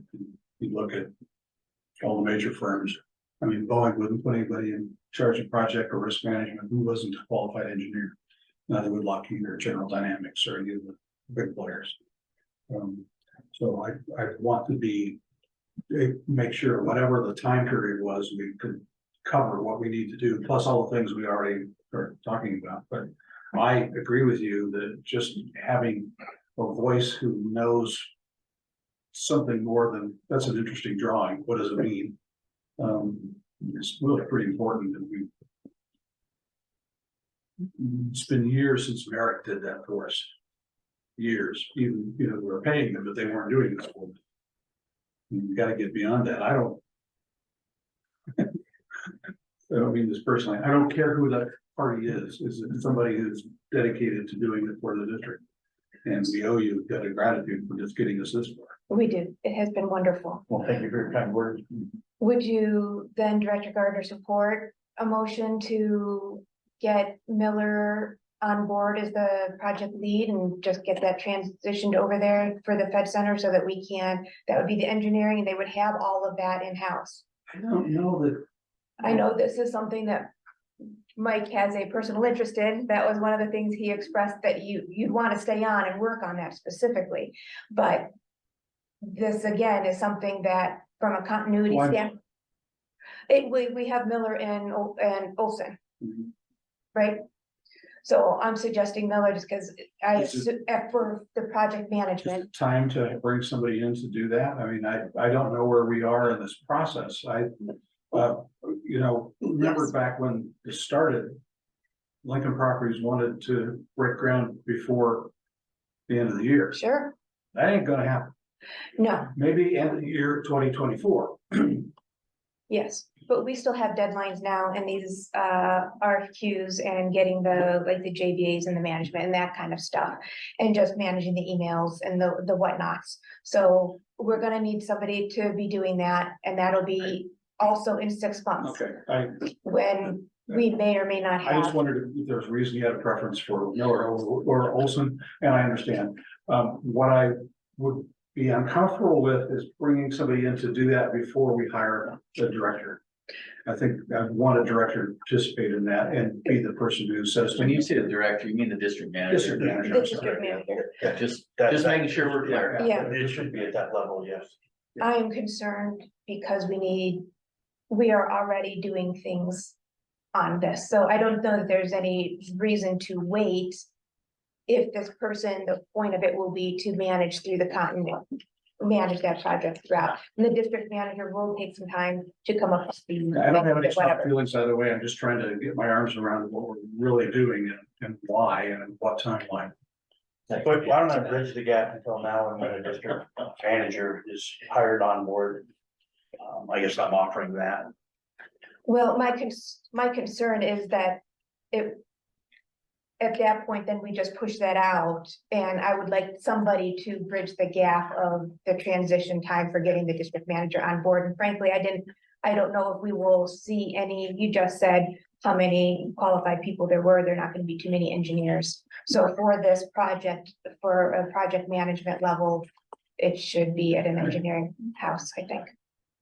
Just for the project management, and that's something we had talked I about. guess I before. feel like I should care, but I'm having a hard time caring whether we do it now or later. So I'm just Well, need some help from you guys. I kind of do, so can I make a motion, and again, Didn't we'll we have a start the motion on the discussion. floor to extend 2 weeks to the end I of didn't get a November? second. I did not get a I mean, second. So if there was one that has failed, I would like to motion to get the project manager, I'm suggesting Miller on board so that we can have that continuity through the next. I'll second that. Second from Director Wickman. Is there any other discussion? Am I making that clear? But we're doing this before we have a new district manager on board. Yes, to help ease that, so there will be somebody already managing those emails. That right now, Mr. Yost, and making sure that we're getting all this RFQ and getting that on board. So if he can help us transition that, that will be one big job, and then the district manager is not an engineer, can come in and not have to, we will have some level of comfort to that transition. Miller does not have the capacity for that big of a project. There's some smaller development projects. Having a small local firm, Miller would be a great fit for something as big and comprehensive. An engineering news record and our top 100 firm like Olson would be a better fit. So I'm assuming that Olson will be doing some of the other work, but from a management standpoint, and again, this is something that you are doing now, I assume that the smaller company would be able to do it, and that would leave Olson free. That will also leave, since Olson was your company, if you needed to, wanted to come in and participate through that way, that door would be open.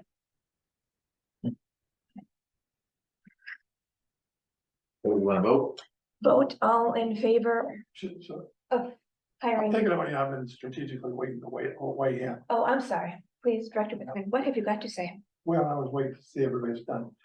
I'm concerned, you know, when Mike first came on board, you know, I'm realizing that he had a very long political history with us. But we were willing to do it if we're gonna be engineering. My concern was that he might get involved in policy making behind the scenes. But I was willing to give it a shot and see how it turns out. And I'm afraid, I feel like my concerns have been realized. Instead of doing just engineering, next thing I know, I'm finding he's kind of running the district manager selection process. For example, the last meeting, or what it was, when last I heard that Roger was gonna be heading up the district manager. And all of a sudden, at the next meeting, Mr. Yost is coming in saying he's had a committee and he's out, he's getting Todd to join the committee, and he's out looking for people. That's not the district manager. That was looking at an engineering firm. I know, but when the district manager came up, that's when he jumped in, and he's like, I'll you give me your suggestions, and he'll record everything, and he's gonna be the manager. No, that's not what happened. I asked him if the staff could collect the names from each of us, 3 names for each of us. I made that suggestion. He said he would be willing to do that.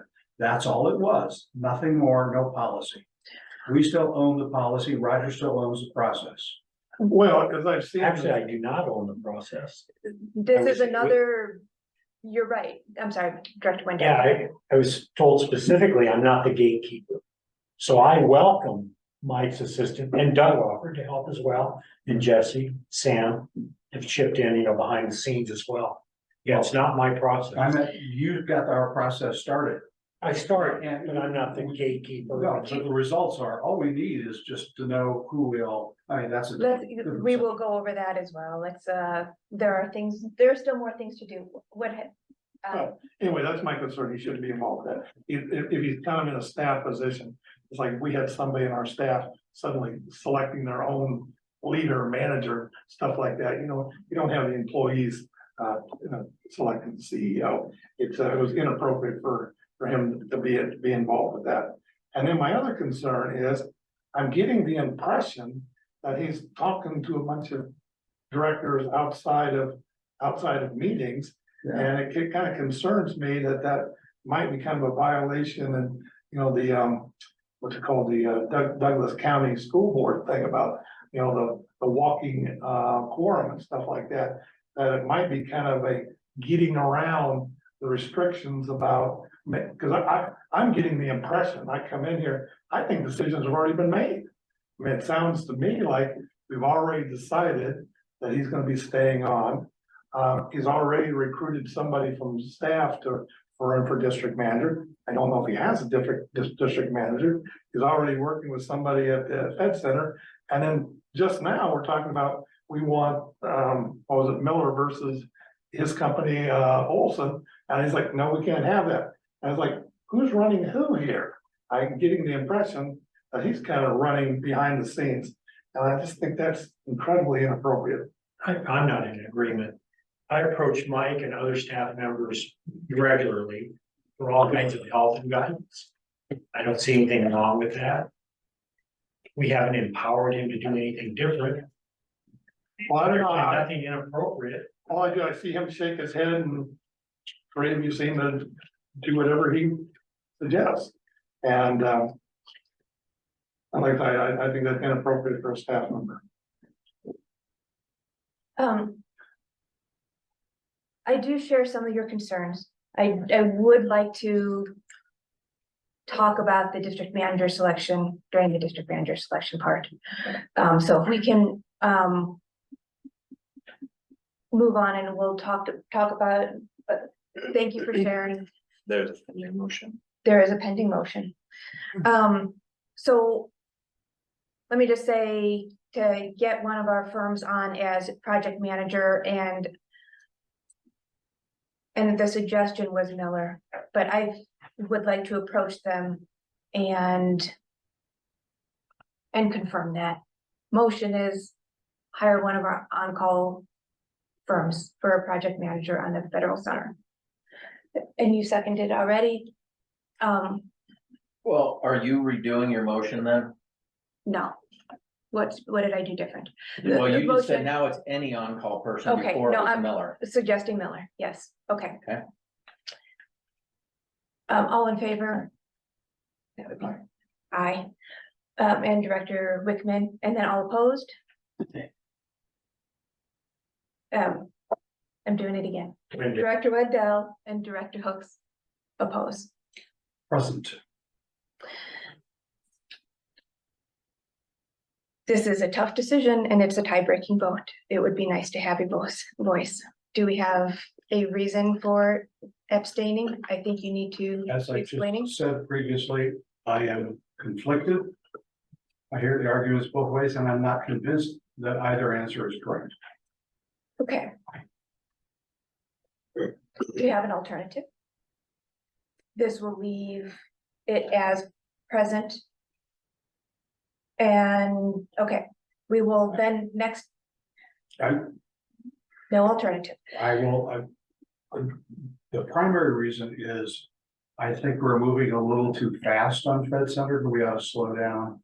And bringing a project management person in right now would move us ahead faster than I think we ought to go. And that should satisfy some of your concerns. Yeah, I was gonna say, if you're talking about, let's table it till the next month, that seems appropriate. I would be. We could table it till. Supportive of tabling the motion. And I'm willing to consider some company other than Olson. Again, I'm concerned with why is all the recommendations Mr. Yost's circle of whatever. Is there somebody other Well, we than, just approved 2 engineers and that was one of them. So we really only had 2. But I think you're misconstruing. I understand, I'm hearing your concerns. I think you're misconstruing a number of things, Dave. Okay, but the motion has failed and that's going to leave all the project management with not the small firm that you are concerned about, but with Mr. Yost, who will be doing it and we will be selecting immediately. So also contradicts we are moving too fast. We will be immediately with Mr. Yost be selecting for the SOQ. So that is on the table to be done. I thought that was the SOQs were for the environmental, they're not for a project manager. I think we're convoluting a bunch of different things. Okay, well then let me be clear, because that project management, that will be part of the project management of the Fed Center, the duties that we are doing. So selecting and overseeing that and just making sure the contracts are fulfilled is part of the project management for the Fed Center. And that was the specific motion. I still think, well, I'm just gonna not say anything. That's probably best. Okay, so if I was not clear, this is going to leave, again, this is where we're at. We're still moving forward. We're still moving forward immediately. We are still moving forward with.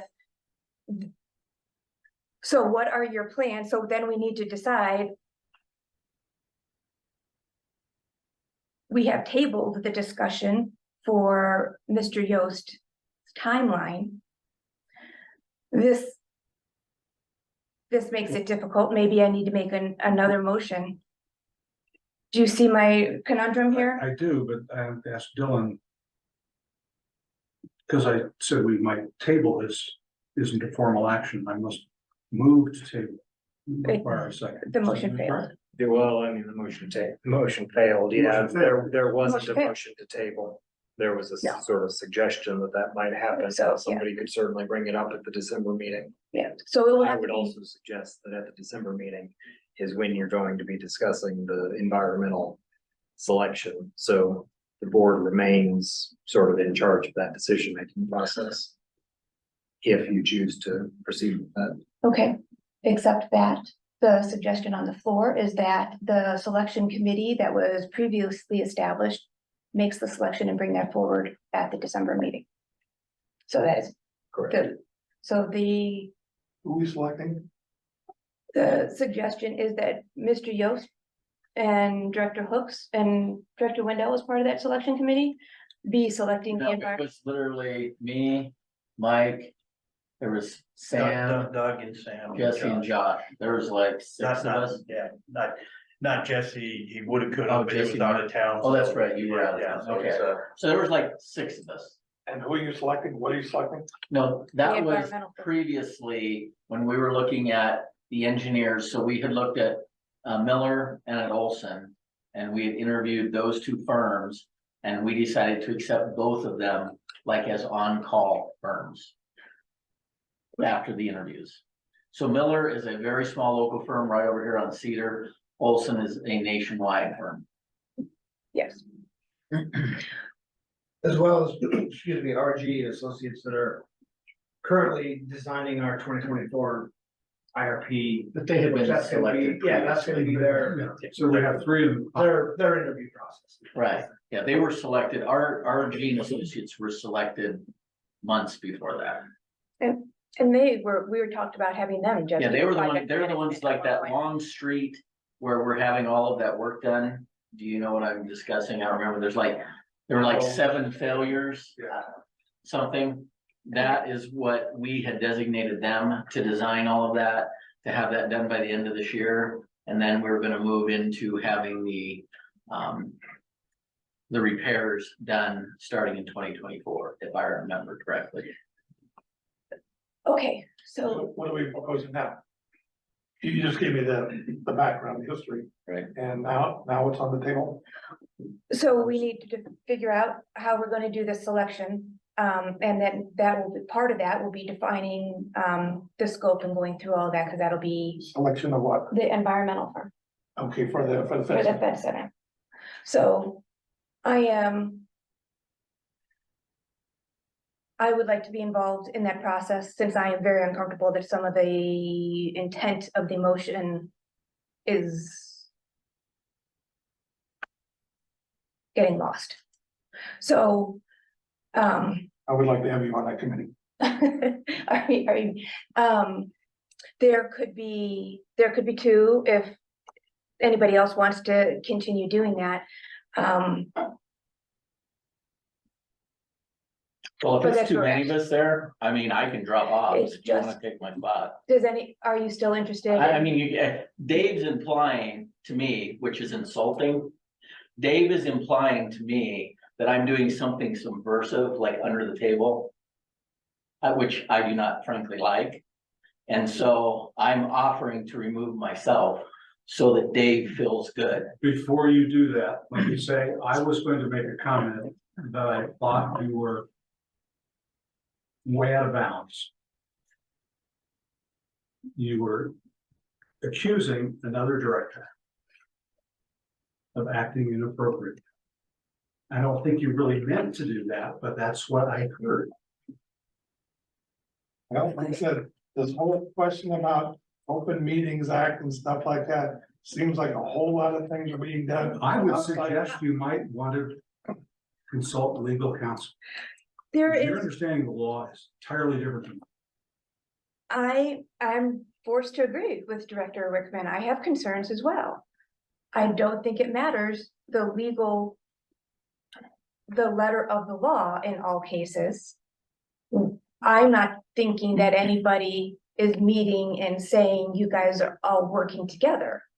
But I do have concerns about the same things that Director Rickman said, and the perception of this and people thinking that decisions are made, as you know, as I know very well, because this perception led to a recall, this is all you need. So we are doing our best to make sure that those processes are followed out in the public and that we are talking about all of these things. Just to make it clear. And I don't think that there is anything wrong with making sure that we So have are you just ever clearly- met with the staff individually, Dave? So Karen, have you ever met with the staff individually? Karen, I have a question. Have you ever met with the staff individually?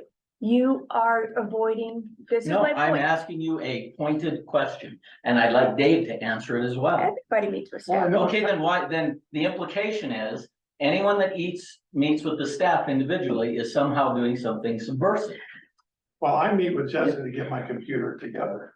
Other than that, and then there was a meeting we had on the budget or whatever like that. So that was a formal meeting.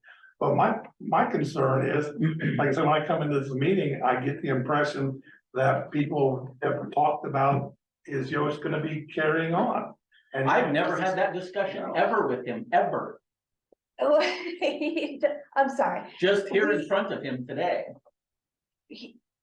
but he just said he had conversations. I'm looking at emails that say we've had conversations with board All members that he's know. ever said was that he was going to bow out. He Yes. never told me. I was the one that suggested he stay on. The only thing he's ever said is that he would bow out. Okay. The point is that these are the perceptions. And I'm Okay. concerned about the emails fair. as well. And it The doesn't, email.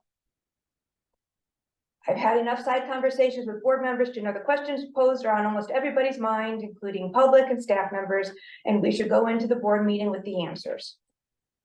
Sorry, I remember seeing that. So things like this, which I understand can be misinterpreted very easily, and I understand that nobody is purposely trying to subvert anything, but you can see how things No, come up. you're definitely implying it. You're not.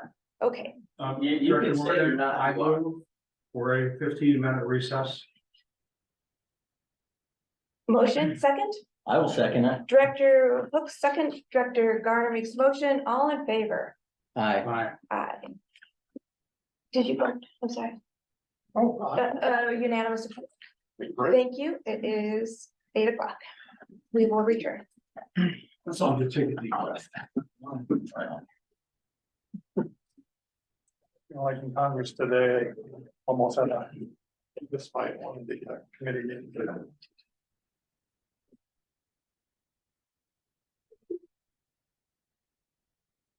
You're gonna talk about what you. I don't remember what it is.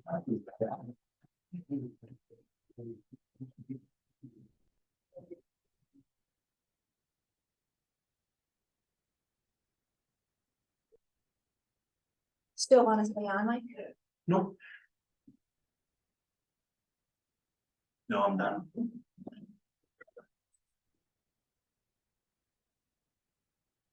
I'm done. Now I know why I get a call from a lady who's be unnamed that told me almost exactly everything you just said, Dave. So you must be out spreading it amongst others too, which is super. Glad to know that you keep it all right here with us. Like if you're wanting me to literally try to hear you out, I'd probably do it without trying to backdoor me. We're all supposed to be doing this in open meetings. I'm not doing anything. I've I've not done anything, Dave. my conversation is here at the open meeting. Well, it's hard for me to believe from the call I got. So you can give me all the bullshit you want, not buying it.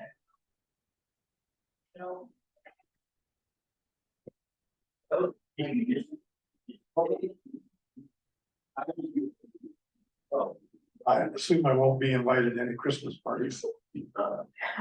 I think we have to leave it on. Yeah, because there's a forum. Oh, that's my job, Mike. I'll- You don't like me, Rod? I mean, So I'm. well, that's. No, of course, the pressure will be like, It's being.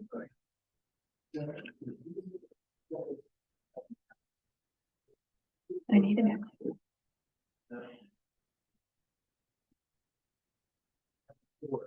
Yeah. I would mind.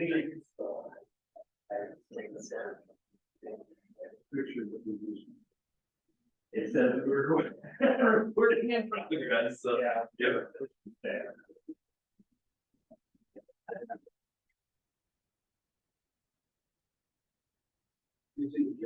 I have slashed tires when I got to my car. High values.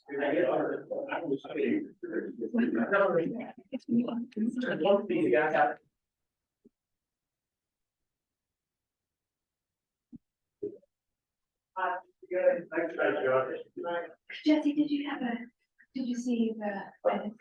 I've been trying to get through them at the same time as managing the first and September ones are good. And I'm just starting on the October 24th one that you sent, so. I thought there was only like 5 edits. I think I should be able to just finish it right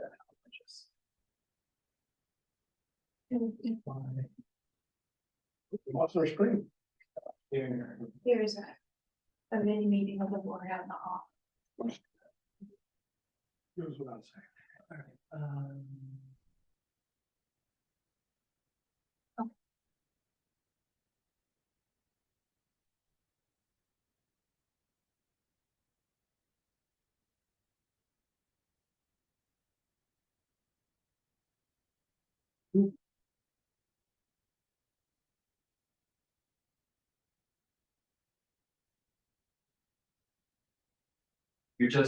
I'm just checking these two, Karen, the 9, 12. Yeah, they should have been, I should have had edits marked up, Yes, they are. but there was only like I've seen these ones. maybe before. 4 things. Every, I'm not saying. But I know you know her. Okay. You got everything added. Okay. So So they're okay I'm sure checking, right? No to reason accept not. as is. Okay, Once we get to that, you move that to the very end. to the very end, yeah. Okay, so I'll I just, triple checking the you know, October ones, but the September ones were, all those additions were added. okay, I'll be great. done in a moment. I can't remember who I sent it to, but thank you. Oh, you talking about your. The minutes. Yeah, you sent a message back saying, I have corrections, and they mentioned 3 days, but I don't remember what the dates were. And you didn't indicate what the corrections were, I didn't indicate what the corrections were, they weren't, not in the message to me. oh, no, I just put marked them up and then you can't see that online. We're still recording. Yes. And transmitting.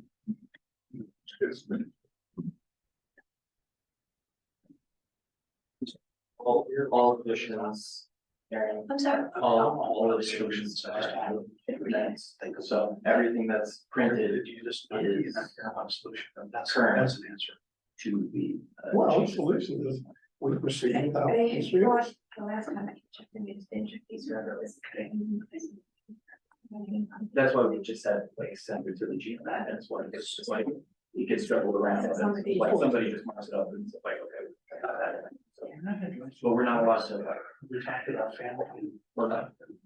It's not supposed to be a court project management to the owner of the management. Yeah. We receive and change, but not engage in a course. That's why I just figured it was done. But those changes. All that stuff. I know. It's not, so at the end of the wrong. You know, If those are he the. called me. Sometimes. That's it. We're good. Thank and you. can Part of the public progress it, thing so is that we know. we do it in the meeting. That's not what Dawn says.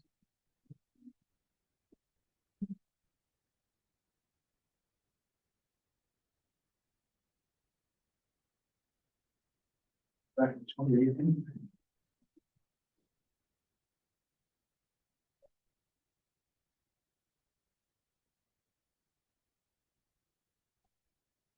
I don't know.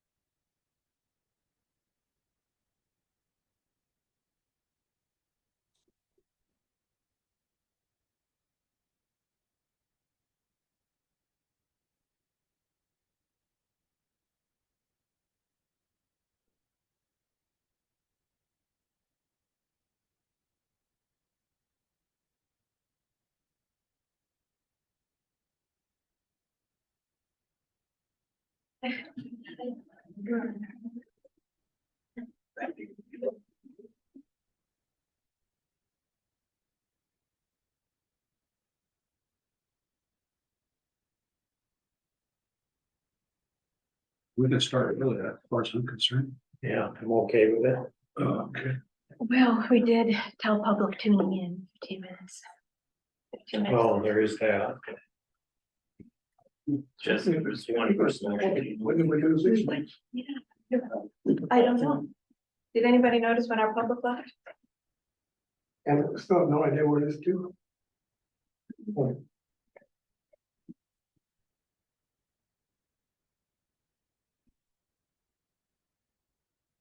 People don't come to the meeting for entertainment. But they could. Well, why were they here? They didn't say. They've been here before. I recognize them, but I don't remember. In what context?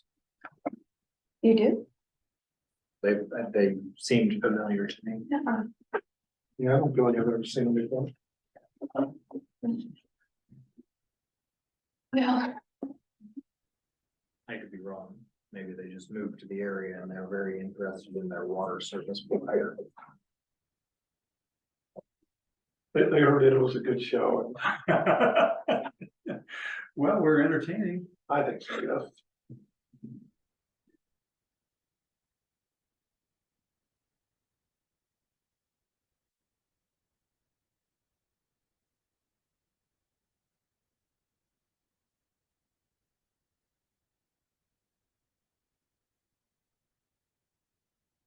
I usually do pretty good at a job of predicting how our meetings are gonna go.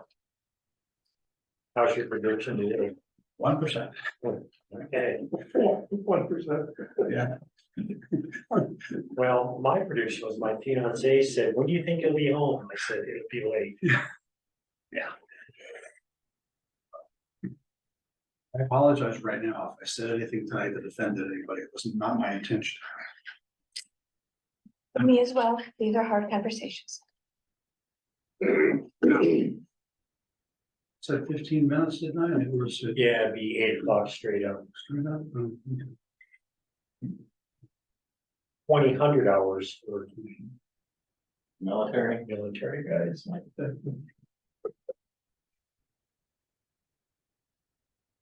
Coast Guard used military time or they used Department of Transportation time? Oh, you remember Department of Transportation? Where's They're that? Homeland, well, now they're under Homeland Security. Yeah, I remember the old days. Yeah.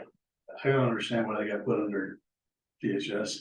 Mm. I don't understand why, I don't understand why Secret Service is under DHS. That makes no sense. Yeah, to it me. doesn't seem like it.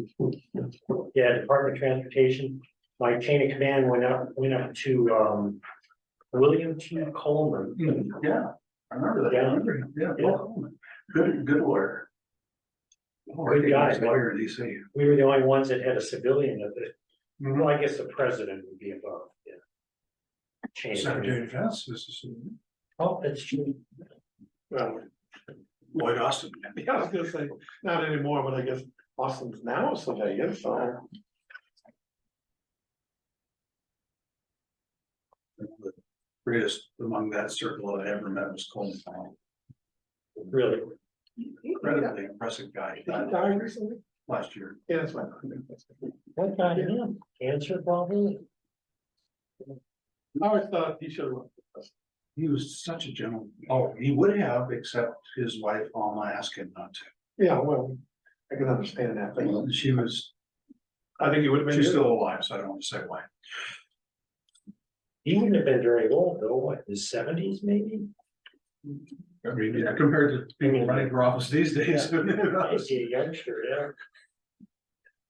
Twice today, I walked out of my office and went into the kitchen with the intent of doing something. Twice I found myself standing in the kitchen wondering what the hell I was doing there. Yeah. As my wife called, she walked in and she looks at me and she says, "You're having a Joe Biden moment." Oh. No, please, no. When people say that about Biden, he's been doing that for like as long as I can remember. Yeah. There's nothing to be old, he just. I did, it's just funny that. Is it a bad sign if that's happening? You know, it's pretty normal. Yeah, there it goes. The worst is, you know, As long as you can remember where your car's parked. where did I put my keys? Yeah. Now, you know, speaking of dimension, I remember one time when I was doing a ride along with the police officer, we went to the grocery store and the manager called us and said, well, I have this elderly gentleman that's lost. And so, you know, police officer and I were talking to him and it's like he had no idea where he was. And it turns out he was not supposed to be driving because he had dementia, but he could drive anyway. And so he had no idea where he was and couldn't get home. And I was like, well, whatever you do, don't call my daughter, I'll get in trouble. Like, yeah, you're in trouble. You're in trouble, dude.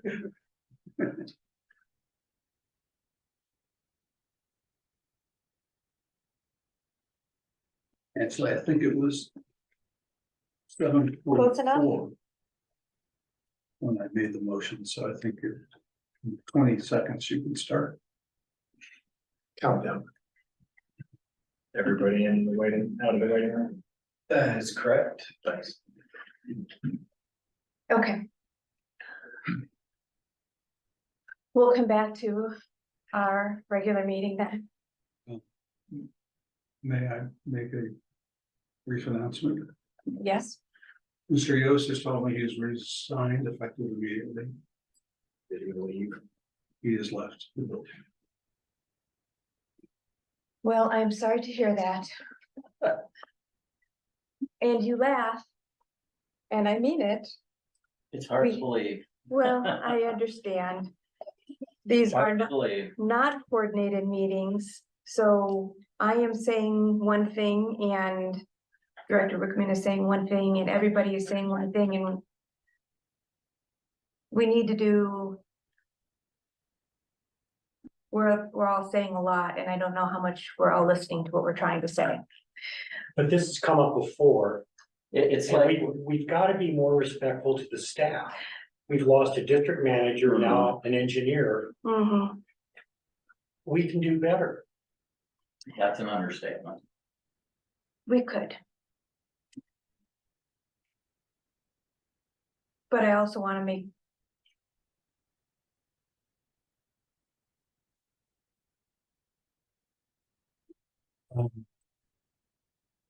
I do want to go through and address. Could I invite you to make your motion again?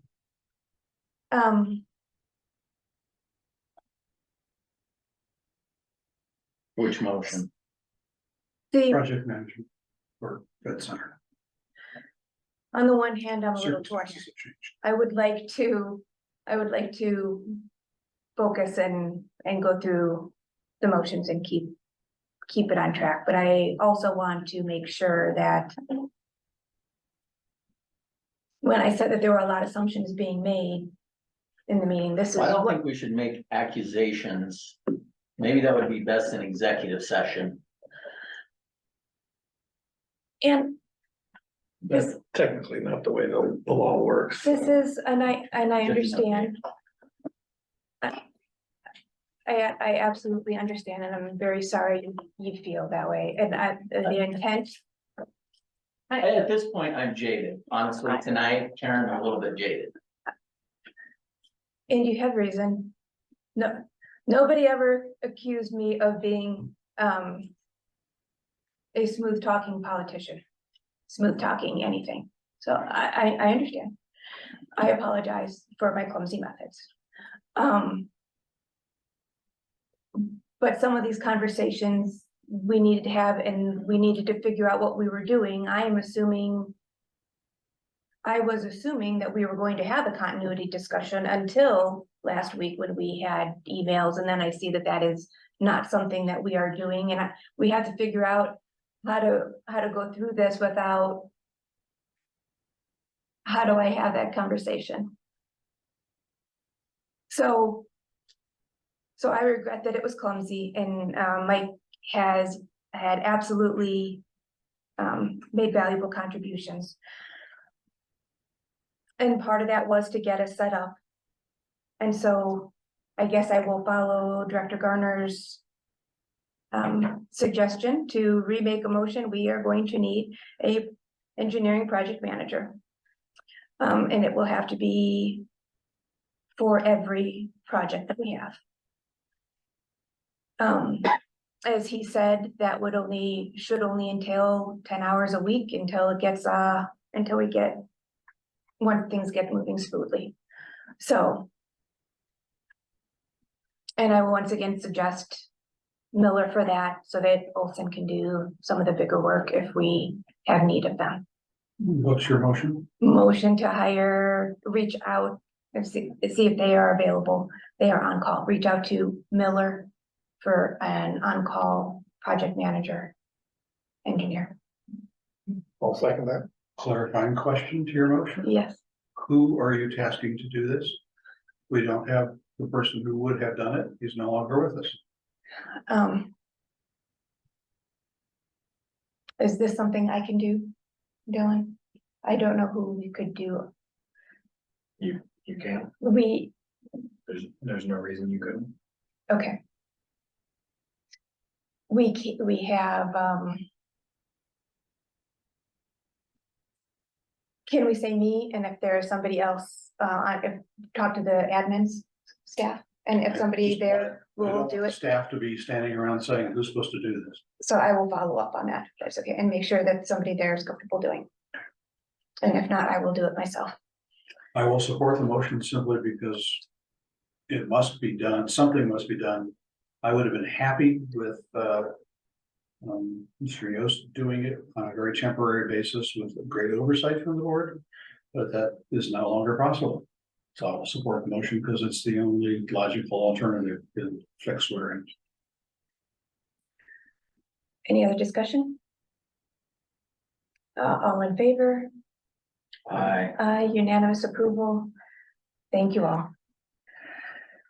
I will let you know if they are not available. Okay, I would note that we never finished the, Well, engineering we're report. skipping that. We're moving on.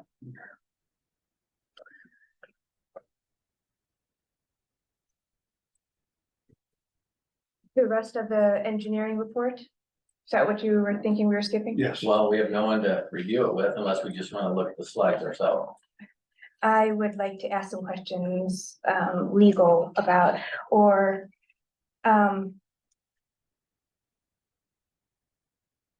no. And you know, the other thing I'd like, I will reach out and make sure somebody on staff is comfortable if anybody wants to be doing this, but let's also remember that back in the beginning, Mike did step in and he's taken over a whole bunch of this stuff, but we did give everybody a bonus for taking over these duties. So there should be some possibilities here. Dylan, do you know anything about this Bear Creek? Why they have, this was according to their IGA, the contribution for them. We have, The lawsuit, no, on the Bear Creek Cure in Place piping. Mike sent out an email that says we are over budget there more than the original cost of the project. And the contribution from them doesn't look like it makes up that difference. I wondered if it had been consulted about how that was working for the IGA. I've not done any work on the Bear Creek Cure in Place project, other than the intrusion, the subcontractor's intrusion matter. Okay, yeah. So I don't. But that wasn't That wasn't the cost overrun. I can speak to that because I asked that question Okay, of staff, and what I was told was, the condition of the sewer line underneath Morrison Road, I believe it is, yeah, Morrison Crossing. was in such poor condition that they couldn't put a liner through there, and they're gonna have to force new pipe instead. And that's a huge design and He's, operational activity to do that. That's what the cost is gonna be. yeah, he spoke to that. Is that sort of thing that they push it through, or they have to dig a hole? No, they're not gonna dig up the road. We'd be in the millions if we were there. Yeah, now this is the cheapest alternative. And I sort of groused about, it's like putting a liner in it. yeah, why couldn't we know this? And it's just because you don't know what you don't know. Looking, you can't see the pipe. Yeah. What kind of condition it's in, so That was it my, is what it is. thanks. Okay, well, we may ask you to look at that, or I'm sure Doug has looked at what is what, but I will ask him to confirm and possibly send that to you. I'll make a note of it. Yeah, I'm still Okay. on, if you guys Oh. need my opinion. I do not see your name. Doug, did you? Yeah, thank you. Welcome. I'm assuming that you already checked these out and you're conforming to the IGA, and there weren't really very many gray areas here to talk about. Is that right? Do we need to do anything else? Yeah, It seems Josh like- did a very thorough exam of every invoice that was sent over by American West for that change order. Everything was verified with field staff being out observing as well.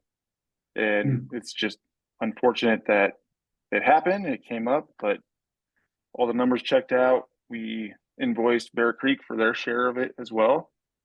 There is another change order that did come in a little later than the one that was presented for the check. So that'll be in the December financials for the rest of that, but they also have a portion in that. But we did receive the check from Bear Creek today. And that was for the $480,000 that was listed in the financial reports. Okay. Thank you very much. And yeah, absolutely. And Mike was with Josh verifying all that information, just giving you everything I can. Yeah, he explained the situation last month. I just didn't see the financials, so Thank that's you. great. Mhm. Okay. All right, I think that was all there. All right, so then we are moving on to directors matters, candidate selection.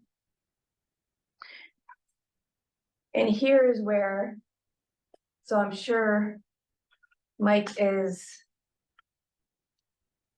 upset about reading his email, but here's where I'm going with that. That we have multiple decisions and ways to do this in front of us. So I hope we can sort through a way to do it. We had previously decided to do the same thing we did last time for a district manager selection.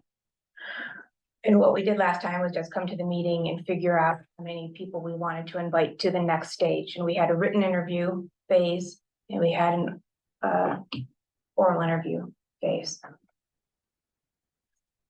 So it is possible to do this ranked sheet. There are also possibilities, given the number of resumes that we had. How many people are you looking at inviting to the next stage? Are you all still thinking about a written interview stage and going through the full process? I wasn't thinking of a written interview stage. But I came up with a list of 5 that I've prioritized Okay, that are of interest to me, but I don't know if we want to compare our list or go with the written stage. I'm open to anything. Well, the last time I ran the process, just so because somebody had to do it. And that's what I tried to get the staff to do this time, was to just collect the names from everybody and then we'd see where we were. Not everybody participated in that, so don't know what to say about that. I thought we'd agreed to 3. I have 3. And I'd go with my top 3. And I'm comfortable giving the top 3 and seeing where we are. I just thought it'd be easier if we had somebody do this for us, so we didn't have to fumble with the process we're gonna have to go through. well, yes, but it depends on what process you want to go through. So that's why Just to find out who we want to nominate, how are we gonna do that? well, again, but so that's what I'm saying. There are multiple ways to do that. And it depends on how many you want to look at. And that's why I was uncomfortable with having this discussion over email outside of the meeting. I would like to figure out what you want to do, because here's alternatives. I thought the only thing I gathered from the email was to send in my candidates, which is all I did. That's all I did too.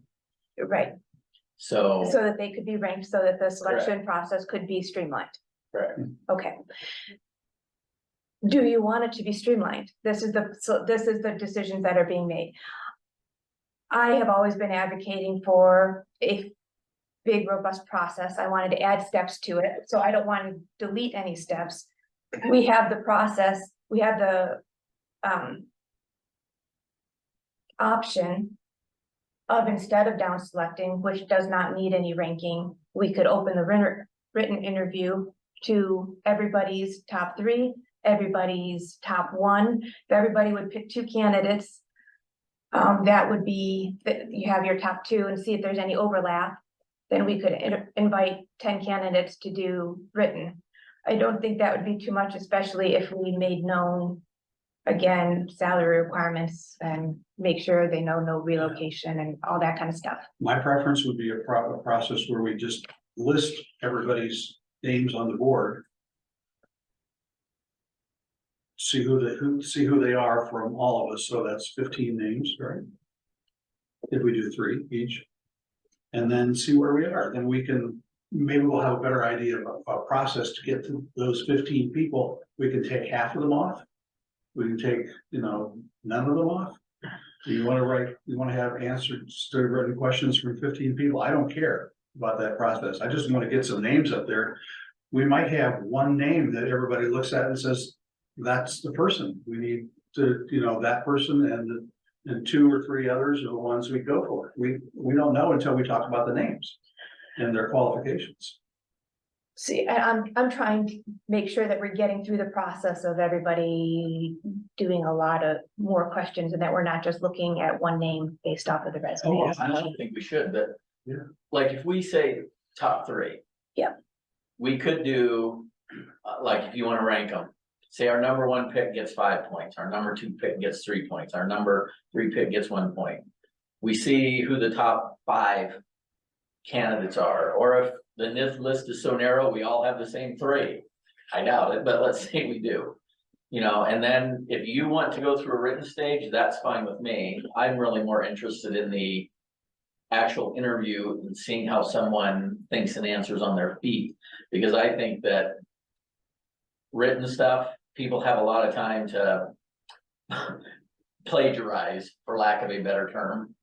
And so that's why I'm more like someone thinking on their feet and answering me, as opposed to someone that's given a flat out thing to give. But that's my opinion.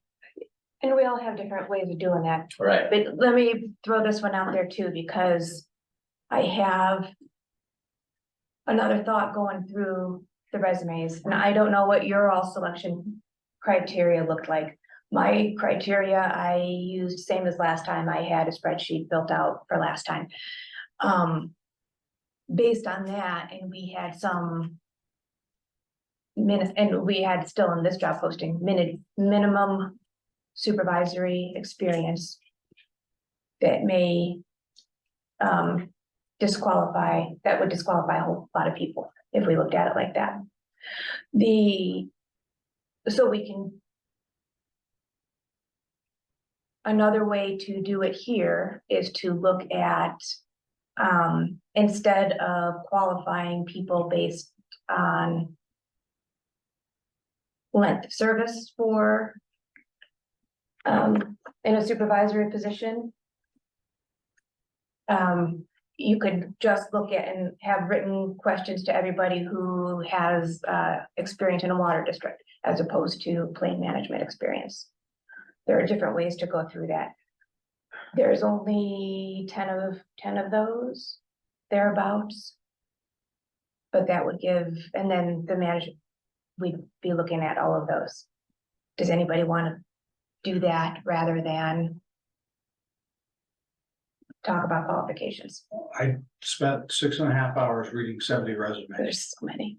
It's 73, I think. Did you have some? I had like 90. Okay. I'm sorry, there was a second tranche, so it's 90, yeah, that's right. 93. What I'd like to do is to tell you my top 3 and see if anybody else has the same top 3. We could put it on the whiteboard. He's going to the whiteboard. It's official. I was gonna do that. Thank you. I have a question for Dylan, just help me understand. If we get to the point where we're interviewing, say, 2 or 3 candidates, are we required to ask them each the same questions? No, Okay. but, and this only arises because of the particular numbers that you used. If you have 3 people that you are considering, 3 is sort of a magic number. Those are considered finalists and you need to, you have to publish, you have to notice the identity of those 3 persons. If you have more, you can do a down selection without noticing. If you have 3 or fewer, they are finalists and you need to notice them. Just so you know. So this down selection process where we're doing names doesn't need to be confidential. I think the process for how we get past what do we do would be easiest if we saw the names in front of us. I mean, that's my recommendation. Okay. So at this point, do we have to protect their privacy, No. Just, even though we've not narrowed it down? right, Okay. no, I mean, they're just names. Well, I noticed one person said, don't be calling for references unless you're serious. What do you mean? What do you mean? Oh, yeah, they don't like people don't want their Oh, yeah, employers one to of the know. results said Sure, that, yeah, Well, we wouldn't. I was like, well, we're not calling you, but your name's on the. Well, actually, it's not. be a pretty strange employer that's watching Zoom. Yeah. Look, water bar meetings. And actually, I wasn't gonna recommend them anyway, but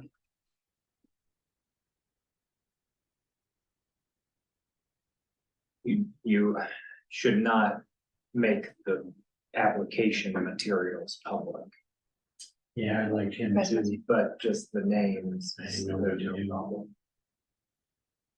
say again, the material. There, you shouldn't make the like resume public. Oh. Mark Johns.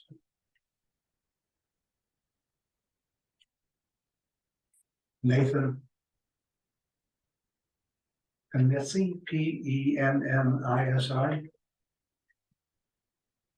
Josh Stanley.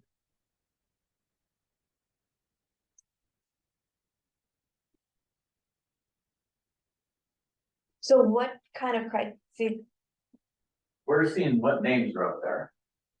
yeah, I understand. We didn't get any tasking for No, I a understand. process to You review. pick names. You pick me? Go ahead, Dave. EZARA is first name, That's right, okay. middle name is FAU. How about just the left? We'll say Ezra. Okay, There's not a lot of them. How about number 2? Corey Williams. And number 3? I did also pick, Mark Johns.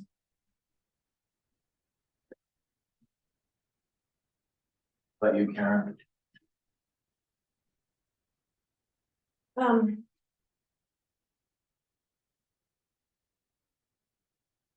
I haven't finished. Okay.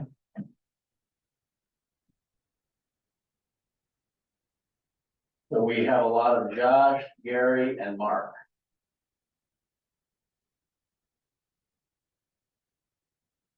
Maybe tally up how many for each of those. Well, okay, See, okay, we'll just do this for now.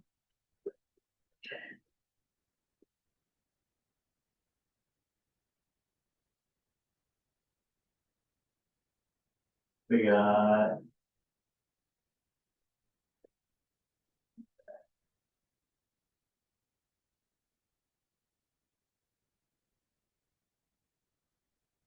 Ethan.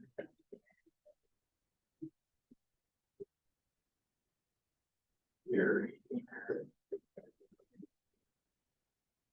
You.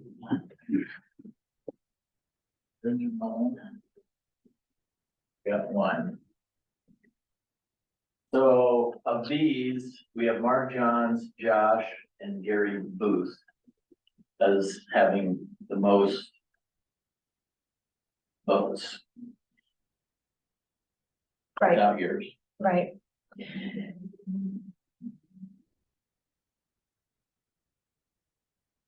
I have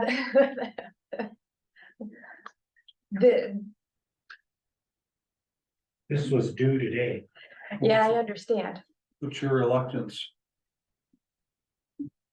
My reluctance is I cannot I have a hard time comparing. I can compare Josh Stanley to Ezra. Well, let's put this on hold till next month. No. No, this is the process. My concern is when I look at the other people that you have picked, they have years of management experience. But all 3 of you picked 2 other people who had years of management experience in water. And I love Josh. He is a great employee, but I can't say that that there's a basis compared to that. So that's why I'm wondering what the process is here. So I think maybe a place to start You mean is to. The process as to how each of us picked who we did? So I think before we, yeah, Well, that's we, an individual it's an, action. I understand. But before we move forward, maybe we should have some district standards for who we're gonna pick going into what we're looking for. I'd object to that. We each have our own, because you're trying to make them standards that you want. It doesn't have to be me, but I.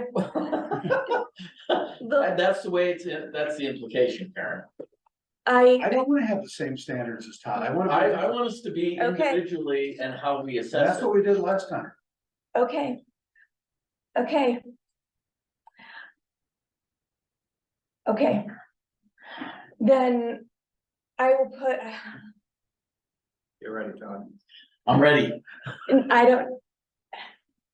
Where do you propose we're going from here then? We can, This if is you what- want the top 3 or top 5, we'll give them written. I mean, You so want it far, written? I mean, so far to me, I'd be happy with asking all of those people written Or questions. written, But Well, I right need to now know we have your 3. 7. I mean, your 3, Out I of might say, wait a 4 minute, people, no, I we don't only agree. have 7 people we've come up with. Yeah. So we talked about, there could be 15, but since there are a couple of duplicates, it's gonna be less than 15. That's Looks like Well, maybe- we're already at 7, so if Karen has any other ones, it can't be more than 10. Yeah, 10 isn't it? I'm not resistant to that. Thomas Gill and Robert Coleman. Hang on, Thomas. Gil. So, You know, and Robert Coleman, Yeah. I will just do 2. okay, so then we're at 9 people. yeah, that's Okay. Yeah. It wasn't Good. so hard. So if we Okay. want to take 9 people and do, like I said, I like more the oral interviews. If you want to do a written thing, if you want to put together questions, that's great with me. I'm happy to try to narrow it down and then just do interviews. I have the written questions from last time. I can send y'all, I did not make copies. I can.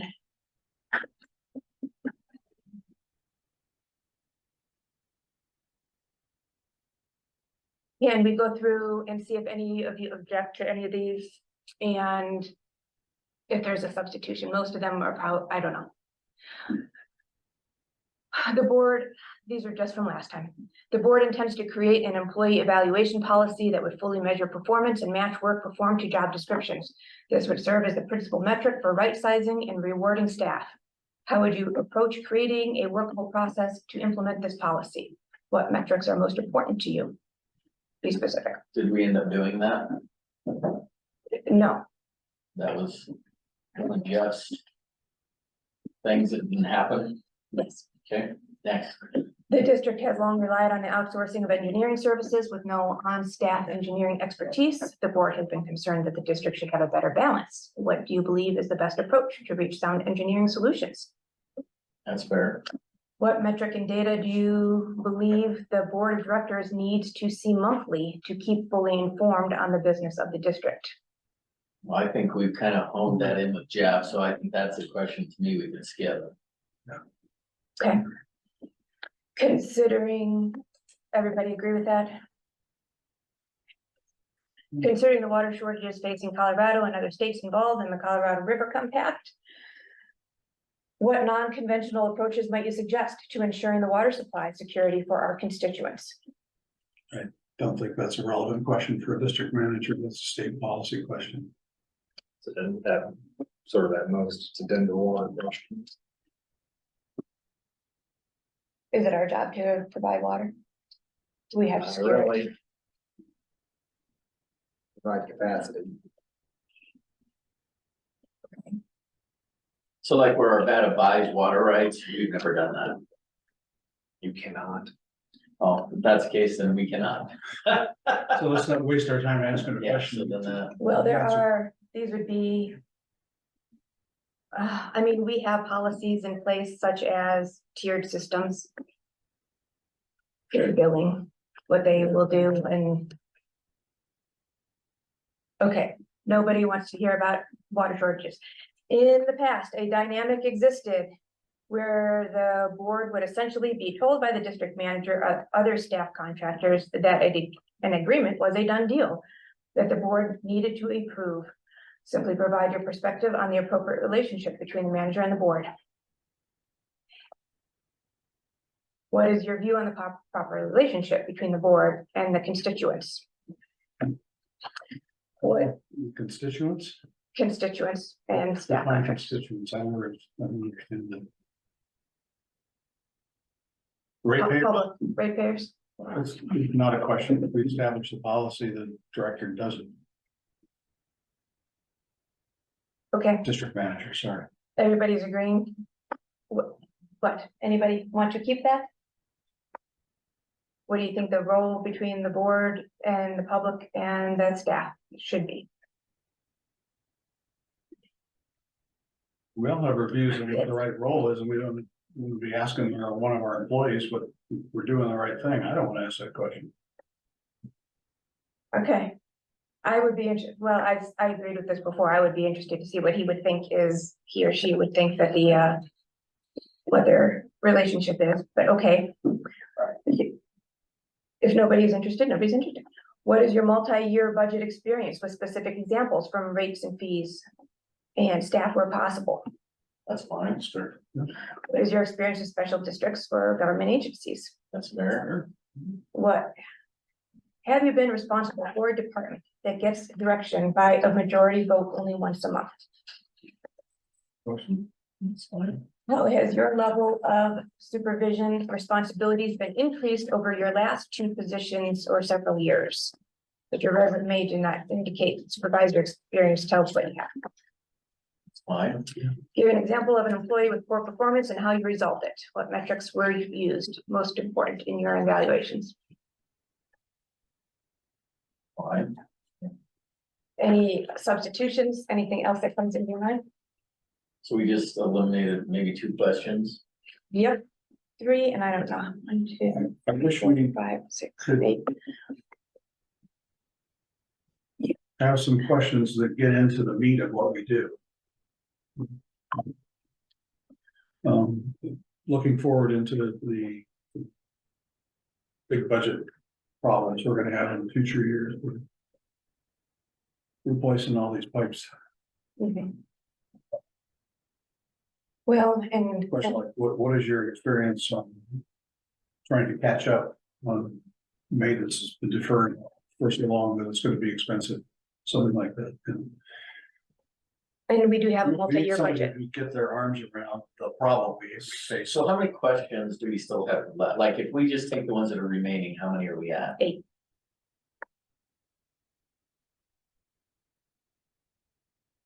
Yes.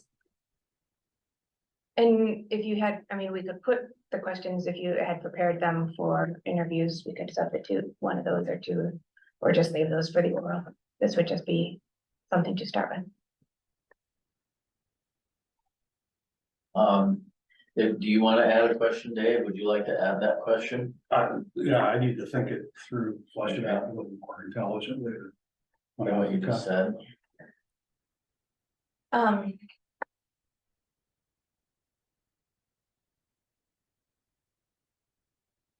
am thinking about a letter, an email to everybody saying, here's where we're at in the process. Everybody being these 9 people. Yeah, you've been selected for the next stage. The only other thing that we might consider is, I'd kind of like to know what is their experience with litigation in previous positions.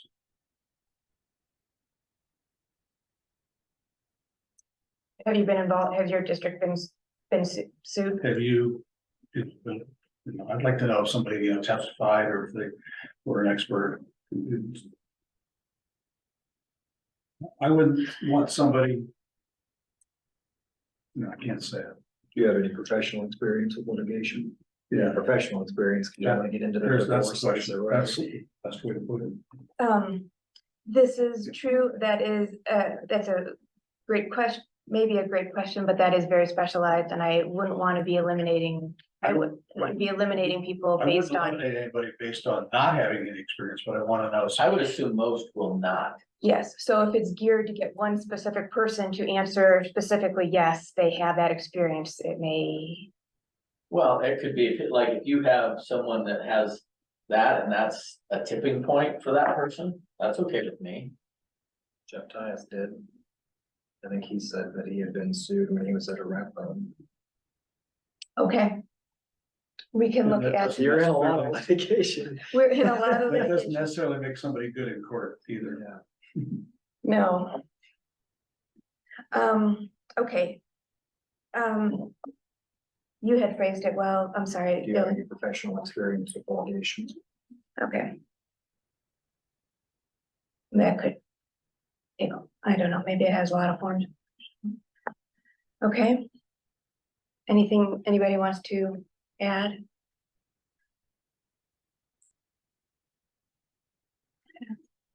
Okay, there's the one about the multi-year budgeting experience. With how would you balance aging infrastructure with rising costs? That is, Yeah, I guess that'll probably get us where we need to go, or I think we need to.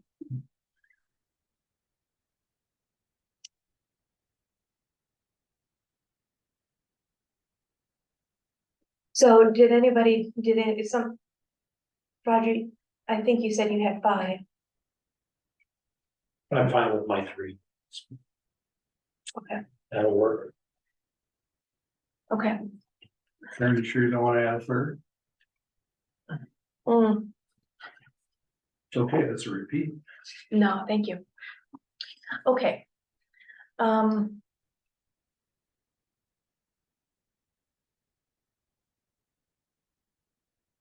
And I know we already had this discussion, but given the involvement of Josh, we need to send these out and just get the answers back. Is there a way to say, here's where we're at in the process, you've been selected to move forward? I am a little concerned with the fact that we had upped the salary a little bit for I an thought we engineer. lowered it back down. It did get lowered down to 160, Like what is it at now? 110 to 160, 110, 160, okay. I think. Yes. Jesse sent it to me like 3 I times. couldn't remember what it was. I know, yeah. I've seen it. That was for somebody with some engineering experience. I don't know if we're there yet. I'm a little concerned. Are we prepared to meet that price for any of these candidates? 160, I'm not. So your obligation is just to provide a range within which you are likely to offer. You are not hard and fast bound to either the upper or the lower bound. I'm wondering about saying you've been selected based on this stage. We are looking at a low to mid-range salary so that nobody's asking to eliminate the people who are only applying because they wanted that 160. Can we do something like Well, that? I don't even know if we have to tell them that yet, do we? Or is it best to, are you trying to give them an option to bow out? Yes. They don't do this. Here's where we stand. So let's save ourselves some trouble. Okay. If that was the expectation and that's no longer what the expectation is. And then to hit up again, and say, remember that there was no relocation know. costs. I guess thinking out loud, I don't know that I would want to do that. I understand what you're doing, only because to me, I think it would be individually what it comes down to, what we think that person is worth. And I guess if one of them wowed me, maybe I'd be willing to go, I can tell you I wouldn't go above 160, but I mean, I guess I'd be apt to go to where I thought we needed to do to get the person. So if say they're making 100 and we want to give them 120, but they won't do it unless it's 125. I mean, I'm great with that. You know what I'm saying? Yeah. Whereas if someone comes in and says, I want 160, to me, chances are, unless they like wow me, I would see zero reason to do that. Right, I would. okay. So you wouldn't want to make I that don't know that I opportunity and want to just, give that away yet. would you, You know what we just did? yeah, Well, if We they want to don't- go back and watch the board meetings, you're saying, yeah, and you're saying that the door is open for everything, which is, right? okay. No, that's a good point. Since we are throwing all these numbers and stuff around, should this be executive session stuff? Well, it's open. I mean, you could possibly call it negotiating positions, but you're really just spitballing here. I would have a process question. Who does this letter? Just going to say that. I don't know if we've got one written up from last time. I know we did this process. But I do not know if we have that. Jesse, could you look on emails and see what we did when last time we sent out the written interview and see, find that. I can send you the dates. I've got the responses from some of them, so I can find it if it'd be easier to Google. Well, you can search for ties, yeah, so you could just search for him. 22. I got that. Could you find that letter and just send that out? Could we do that to these 9 people? And I will send.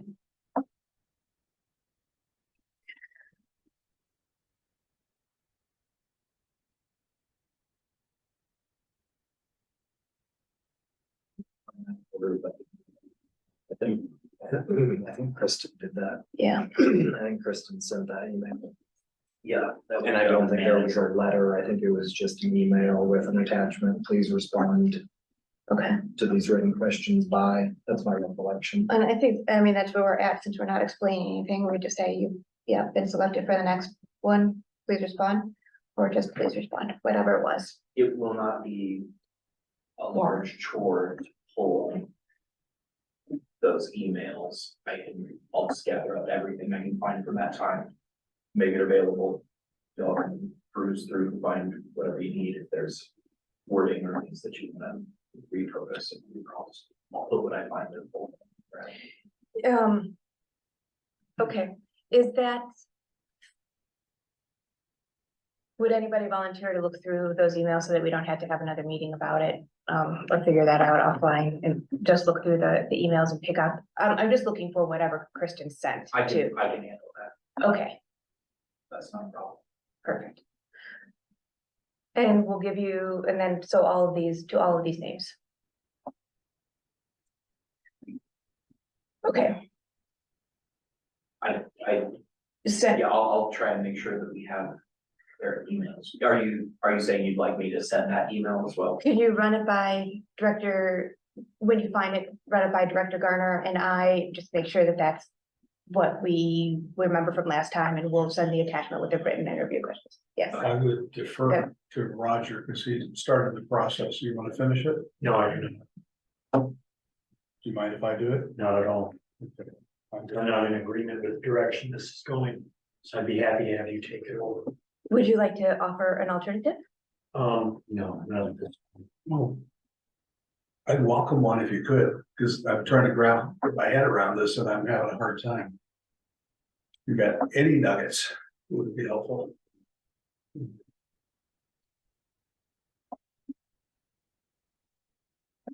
You okay with that?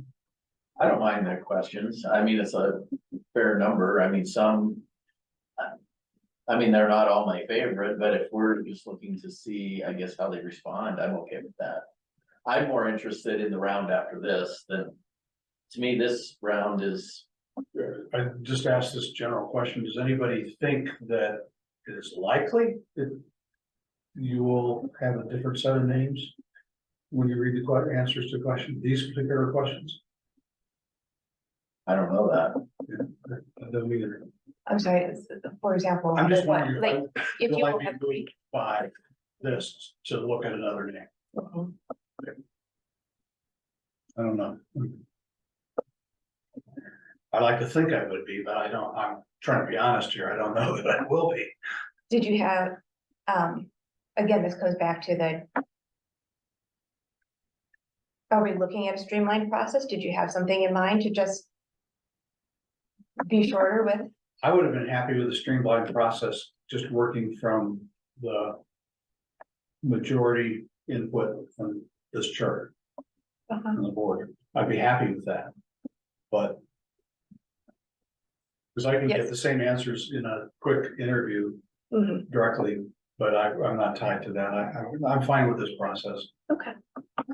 But I asked everybody except Dave, do you have any problem with me helping Karen? Okay. No. We're just checking I the just- email. My view at this point with this particular board is if anybody objects to me, then I'll just back out. No objections, Steve. Okay, thank you. I'm trying to be as honest as I can possibly be. I may have a different point of view, but I'll respect everybody else's point of view. And just ask you to try to do the same with me. What we did last time is after coming through the written interview, then we would have to come together and choose. Do a re-ranking. Well, the only, I guess, thing that I would say is, without Mike here, I really don't want to prolong this over 2 months. Yeah. I mean, I don't want to, like, do this round for No, you're right. December and then a round in January. I would like to say if we put this out to these people tomorrow, like maybe have something back by like the Tuesday after Thanksgiving. And then that's distributed to us, and then I don't know if we want a special meeting then, or if we just want to do it at the regular board meeting and narrow it from 9 to 3 at the December board meeting. So you're right, we need a deadline. So then the Tuesday after Thanksgiving would be a deadline of November 28th. I That just think it's okay? a fine day. My view is that if somebody wants this job, they'll meet our deadline.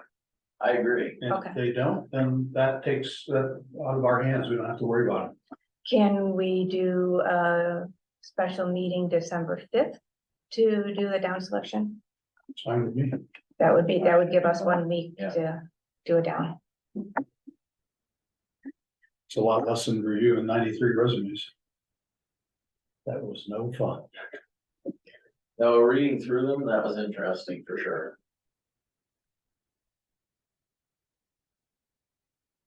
It will be interesting to see.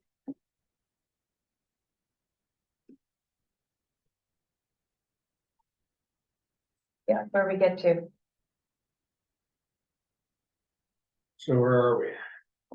All We- right, so we'll have a special meeting on December 5th for a down selection of, so we'll send you those and everybody, we can talk about that. We need a motion to codify all the stuff we've just done. Yeah, you better. Okay. I move that we accept the names, the 3 from each director, except for Director Morgan, who offered 2. And send letters with the questions that Karen has read, Director Morgan has read to us, in addition to the one provided by Dylan to improve my performance. And that we ask that those be back by November 20th, 28th. 28th. For a meeting, special meeting on the 5th. Okay. That's the motion. Sorry, it's kind of long. I will second it. Any discussion? Speak now, forever hold your peace, Director Wendell. Nothing, all in favor? I Aye. vote present. Okay, Director Wendell abstains. It seems like, can you again go over that? It seems like we had this discussion with Rhonda always abstaining. What were the rules on abstaining? That's Yeah. twice here. There's no law on it. I think your bylaws, say, directors shall not abstain. Director shall not abstain. I think that was an addition because of Rhonda. Really, the abstention is for purposes of conflicts. Right. So what do we do with, Well, I can change my vote to no then. That makes it easier. If an abstention has the same effect as a no vote. Sure. Okay. I'm sorry. I know we had talked about the abstentions before and I can't always keep it in my mind. So thank you for clarifying. I forgot it was in the bylaws.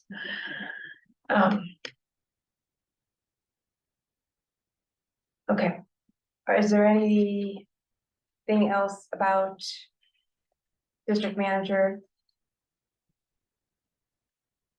that we have thoughts on, discussion? Got a process. Okay. Then we are on to, motion that reads exactly like that. I make a motion to remove section 5.1.6.3, which is cost and recovery rebates from the rules and regulations. I will second it. Second by Director Hooks. Reason being for that, that we had found that, it was a little redundant.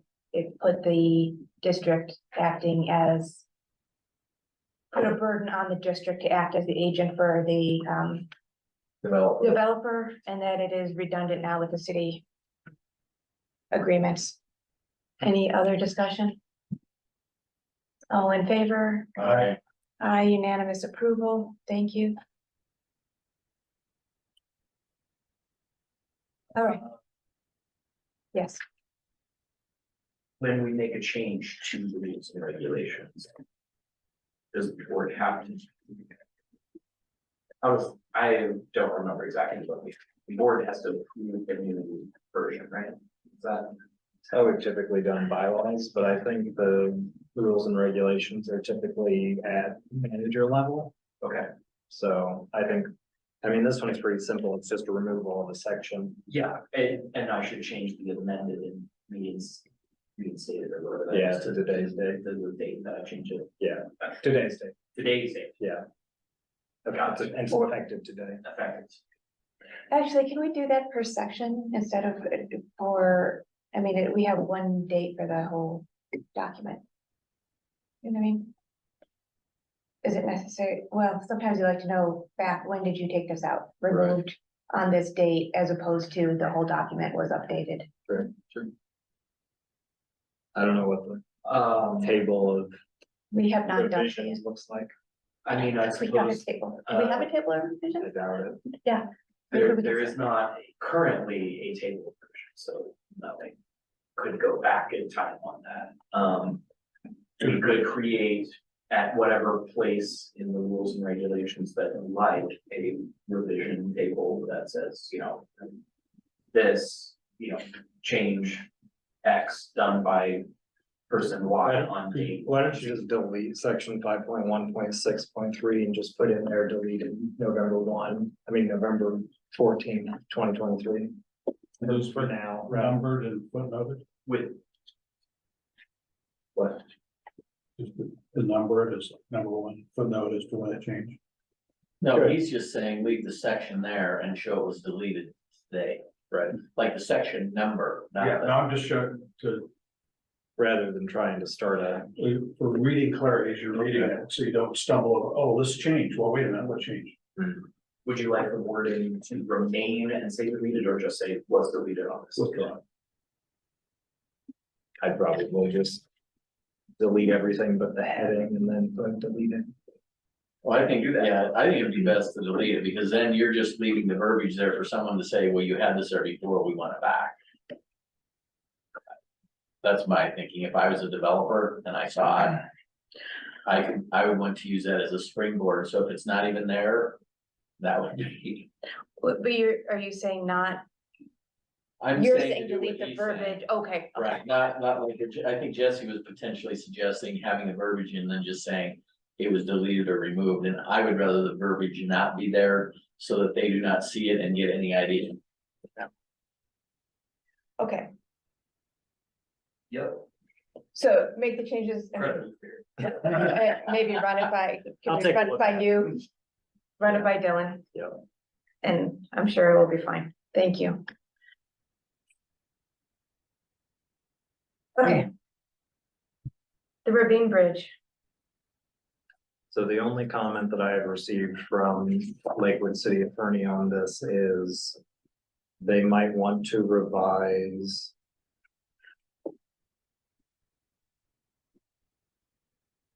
the specific language, about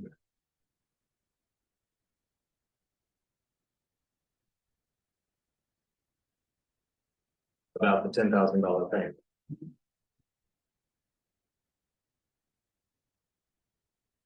So they're just not wanting to do the $10,000 payment? No, they just want to revise the explanation. They're not objecting to the $10,000. They just want to describe it. They might want to describe it as something else. Does it matter to us how they describe it? Doesn't matter to me. It matters to me. Paragraph 14.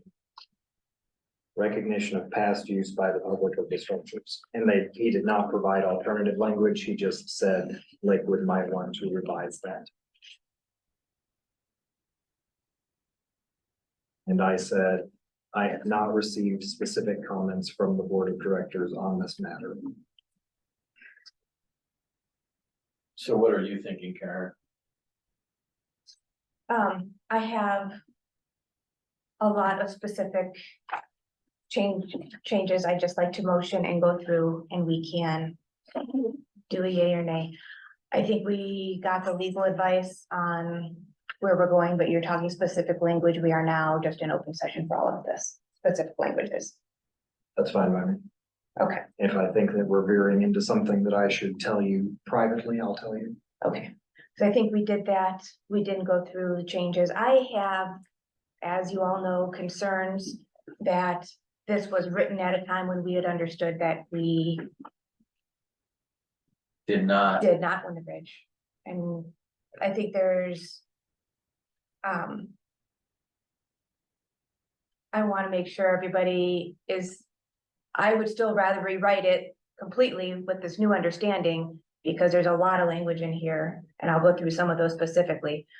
But I understand that there is no appetite for that. Is that still correct from everybody? Well, like after the title review, Yes, I mean, I would not necessarily have a problem saying that we believe that Lakewood owned it, but still adhering to these provisions, because I want them to sign it and us to move forward.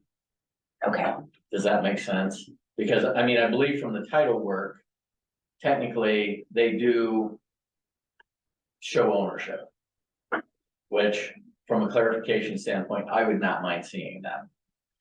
That being said, I guess I just don't want this in perpetual negotiations forever. And so to me, other than that, the terms, I mean, I just want them to accept the future risk. And us, like, if we're willing, just again, like we've been going over this, not we, I haven't, but this has kind of been in the works for 4 years, and I really want to make it happen. I understand. It was my understanding that that was.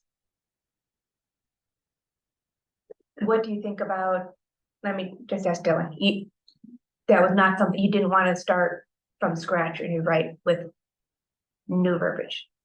My understanding? I don't think that it would be beneficial to attempt to renegotiate the material terms of this agreement. I think that there is plenty of appetite for language revisions. Okay. So long as they are not particularly substantive. See, that's what I like, the idea of saying they owned it, so that it clarifies what we know. Okay, Again, where I agree with him is, I just don't, it seems like we're in this perpetual fight with them. Right. And I want, you know, it's like we've gone through 15 rounds. We need to come down and, you know, finally end the fight and move on. so what I'm wondering is, and I have substantive and non-substantive role motions. Is it something to start with? Can we do language for, should I ignore that for now? Or should I just go through it? Do you want to take a stab at rewriting it with language on? Let's just go through that. let's just go through it. Some of them I didn't go through because okay, for example, substantive, I want to make sure that that was a vote, substantive changes. I moved to change the contract to have them do 100% of the demolition costs. Currently, it's at 50% for 2 structures and 0 for the middle structure. Is there any second on that? Motion fails. I would also like to include an addition,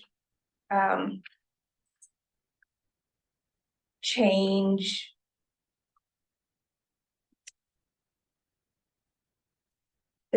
I would like to change the language of item 14 as well, but increase that to $100,000. Is there a second for that? Where was it currently? It is currently at $10,000. Copy. There. Do you have an expectation that that would be agreed to? I mean, no documents should be put forward, we don't have an expectation we can negotiate to. Are you asking me? Pointless. Are you asking me? Yes. No, that will not be agreed to. Well, this is my point. I don't think we have. I do think most of this was exactly. I just want these on the record because I do think that this was a lot of what they asked for originally. Motion fails. So saying that, I would like to move to delete line 13. That it, Lakewood is relieved of its obligation to contribute demolition costs for the middle structure. Is there a second?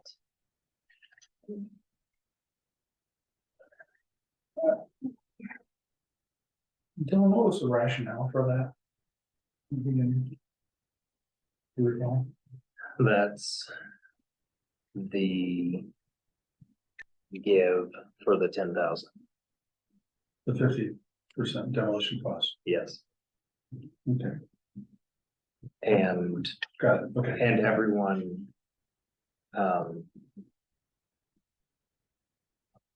agrees to give some alternative explanation for the $10,000. Right. I would like to, I'm sorry, there was no motion for that, correct? Motion No fails, second. we didn't go through that. Yes, no second. I would move to delete item line 14. In past, because of past use of public structures. If we did not own them, we cannot claim that they are paying us for past use. That I will second. Second, So then we won't get 10,000. we are not getting $10,000. We are not asking for anything else for costs, time, demolition, construction that we have wasted. We have not asked for any of our actual costs. So I don't know what the point of asking a $10,000 token is. That probably would be welcome, would it not, Dylan? If you want to, so if you're just deleting the language, the explanatory language, I don't think that's objectionable. If you are foregoing the payment of $10,000 entirely, yes, I think that would not be objectionable to Lakewood. I'm sure they wouldn't care. I think that that's. You're giving up, I mean, you're giving up $10,000, so. We are, but we are not asking, but this also is for acknowledgement that we own it. And we are not asking for any costs for the things that we do own, have paid for, will cover. So I don't know what the point of asking for something to cement our ownership of something that we don't own is. I don't agree with any of that. So yes, it's giving up money. We could be asking for other monies, but you all just, that motion failed. So motion with a second, any other discussion? Was there a second? Director Hook, second. I'm sorry, you look confused. Always. And you know, with this ravine bridge. I have no idea. Whatever you recommend, I will go with. But when you recommend different things, then I'm like, I don't know which side to go with. will be aware, I am recommending that we're giving up $10,000 in recognition that we owned the bridge previously. Because I don't think we owned the bridge previously. And what's the significance of that to me? It's giving up money. Are we gonna get the money? We No. could, you can still keep it in here. What do you recommend? I recommend deleting the language in recognition of past use by the public of the structures. And leaving Lakewood agrees to pay to Green Mountain at the time of execution of this agreement, the sum of $10,000. Okay, that's what I think. So we get 10,000 without them getting the satisfaction of the explanation. Yes, I agree with that. So you want- Are you Well, we removing need to your vote on second? her motion first. You can withdraw your second. Okay, I will withdraw my second. Okay, And then I'll make motion a fails. I'll make a motion that on line, item 14, that we will just say that Lakewood agrees to pay Green Mountain Water and Sewer $10,000 in recognition of this agreement. Sure.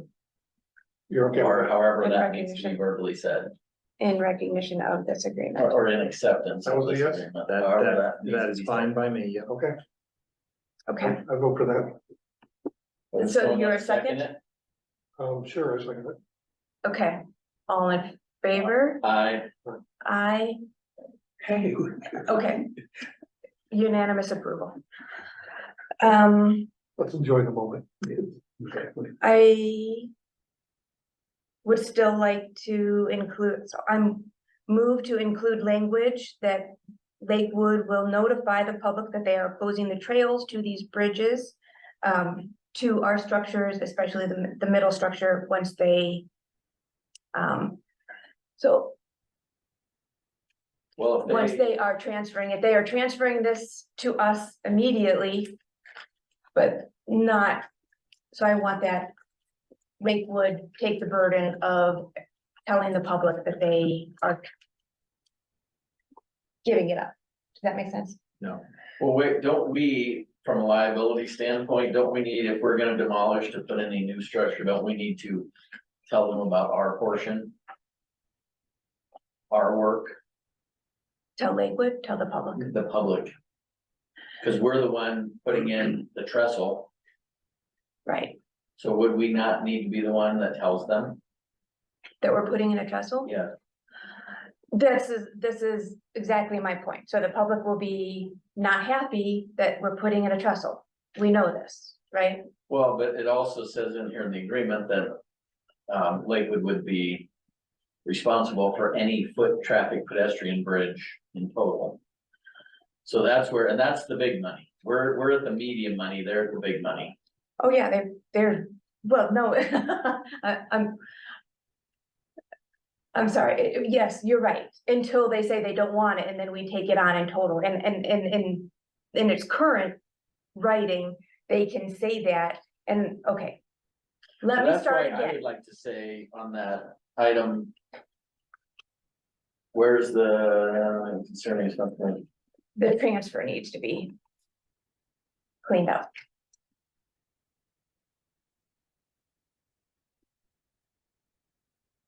Well, like the whereas where it says the dispute is risen between Lakewood concerning responsibility for the structure.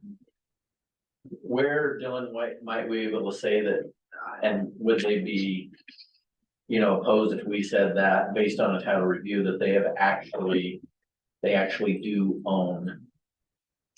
Or constructively, I don't know what verbiage we would use, that they constructively own those structures, but we're still willing to do this other stuff because we want the agreement to go through. We could add a whereas clause stating that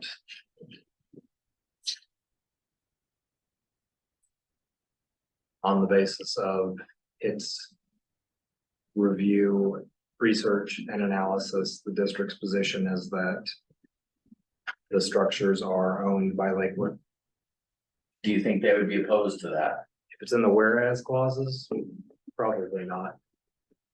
Well, because to me, I guess after we went through the time and expense of having the title reviewed, I guess I would just like it noted so that we're not saying, or we're still not basically saying there's some dispute, we're saying that we believe that's what it really is, even though we're taking responsibility for demolition or, you know what I'm saying? Yep. I mean, I agree with you. If the terms say substantially the same,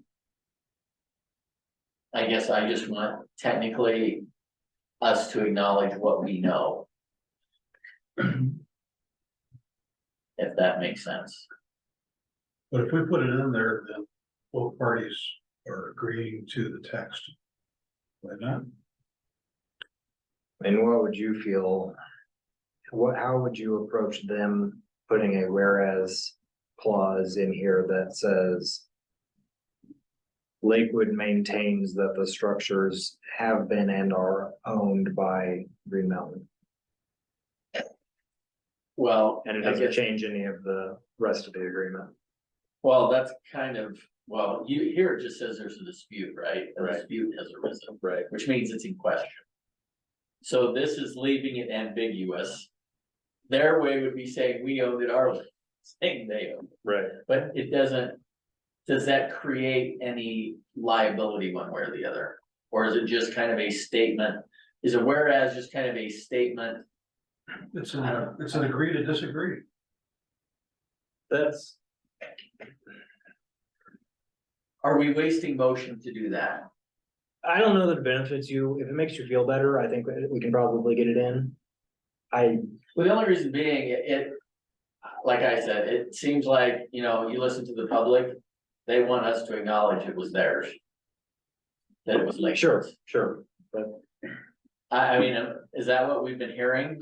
Lakewood, yes, they want Lakewood to acknowledge that they own the bridges and they should take responsibility for it.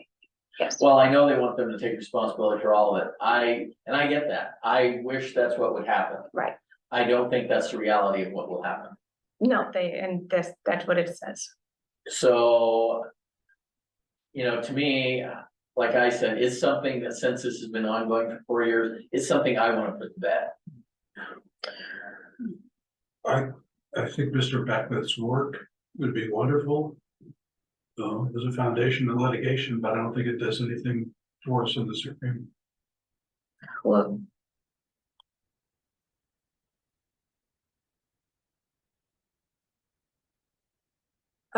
Okay, so were you asking for, what I were was you just suggesting? saying that, To- it's- and change this the sounds language. awful, Did but, you get a change of language from that? but see, Yes. to me, the addition it of would a be. whereas clause stating. And I think to piggyback on what Dave said, I think what it would be doing is just trying to represent what our constituents want. Okay. However, I don't think it substantially is what's going to change this agreement. Okay, Does that make sense? yes, I'm making sure that he got that. That is just a whereas, you're not doing that. Yes, you're not changing anything. A whereas. I was suggesting, I'm looking through here, I didn't write this down specifically. I'm thinking near item 11. It would be nice to see Lakewood will close trails to all existing trails to current structures or that they have transferred To to the middle.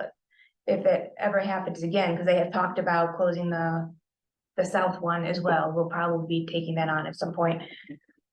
So when they transfer it to put it, that will help people. I think that's probably something we can get. That is something they said they would never do, Well, but that doesn't mean that it will change. So that would be helpful from a liability standpoint and to let people know what is going on. And say Lakewood would close trails just by posting a sign, just make sure it's clear someplace. They would have a serious liability problem if they didn't do something. they've got trails leading to a Trails. trestle. Yeah. Well, they have trails leading to it now and they're still denying it's anything to, okay.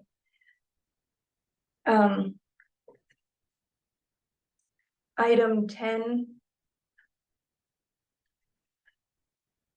I don't know what it's saying. But that is a place to change the ownership and rewrite of who is doing what and then clean up the bill of sale. That would be, now we know, title transfer. Right.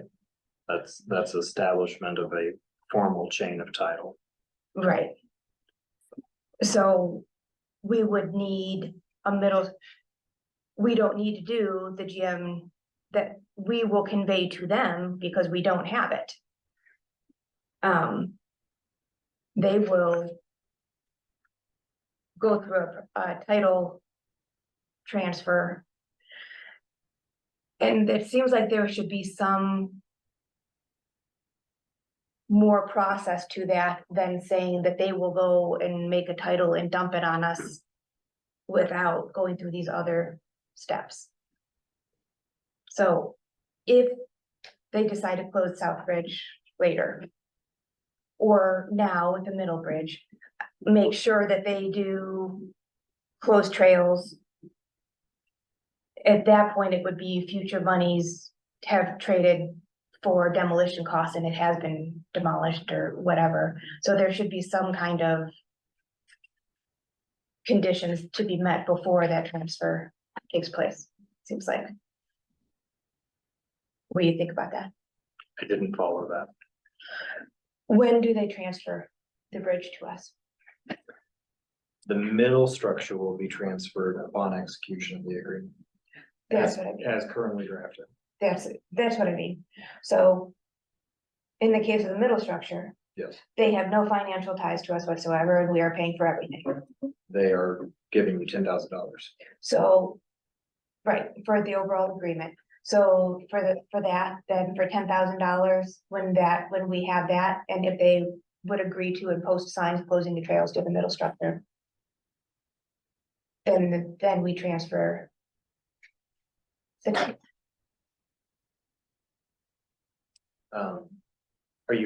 Are you proposing something different, or are you asking if that's what the No, agreement I'm says? proposing something different, because right now, as soon as the agreement is signed, then they can transfer the title. And I mean, do we have to accept? That's what I'm wondering. It seems like before we accept the title, that we should make sure that we got everything that we agreed to.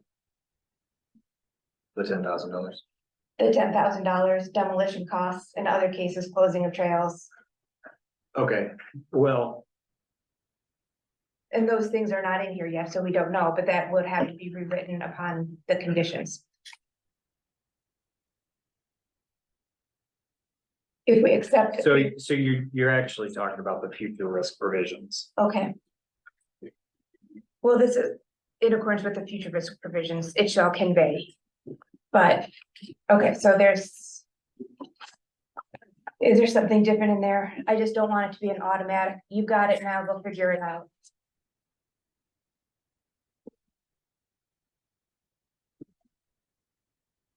Where is the future risk provisions? Page 2. Oh.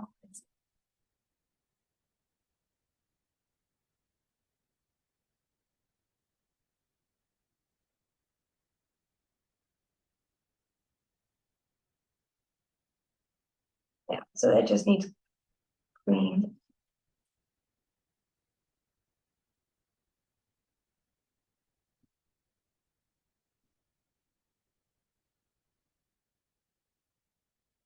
So in the case of the southern or northern structure, it could give us a title transfer immediately, and in that case, it would have to be including. I mean, are they doing the demolition costs? I'm just making sure we have. They're going to do that. Do you think there's?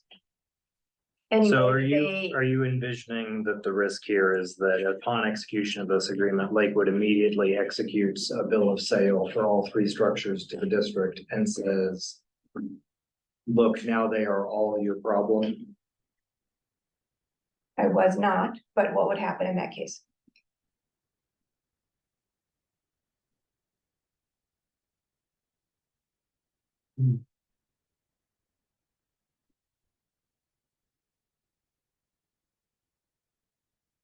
And You would put the 6 barricades that you already paid for up on your structures. that we didn't ask for any cost recovery of. And you just said we could not do, so we'd be stuck again. Well, they would be yours. If Lakewood formally conveys complete ownership via bill of sale of the structures to you, then you put up the barricades. Well, Lakewood has. Their understanding, their position is that we own them currently and they are obstructing that. So can we also put in they have something that they will not obstruct? Obviously, that's their job and they are obstructing. Can we beef up number 9? That says they will agree to facilitate and not hinder. There need something else, any work done, any whatever that needs to be done for our structures. For Like trestle, associated work. yeah. If we needed to, I don't know what. If we needed to put the barricade up on the bridge now that they are saying is ours. I mean, Can that be defined as associated work? I don't know. I don't know. I think one will be enough. How detailed do you need to be? I think this is, like, the fact that you have to write this in it down shows that they're not a reliable partner in this. And they have proven that, so I don't know what the point is anyway. What are the remedies? And is that in here? Are the remedies for a breach in here? Well, you'd have standard breach of contract revenues.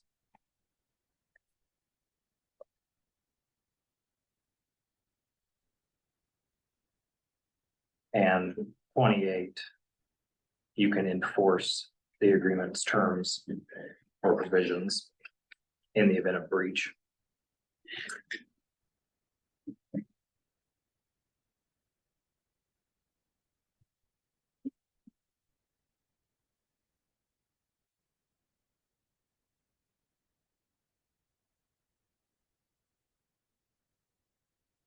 That doesn't seem like a whole lot. This seems like we'd be talking at each other for a long time and nothing would happen. If there was a breach and we had to go through governmental immunity means there's nothing, right? Well, And you'd go to court a lot sooner if there was a breach. It's allowed for in 28, so they agreed to that. Yeah, there's the Immunity Act provision really there is to give some teeth to the allocation of tort liability. That really is the point of this agreement. That we're just moving all the liability to them. For what they should have. You are of course retaining the liability associated with operation and maintenance of sanitary, operation and maintenance, sorry, of the sanitary sewer facilities, Right. the pipes. can we stipulate that they will never be charging us rent or other fees in future? We can have that.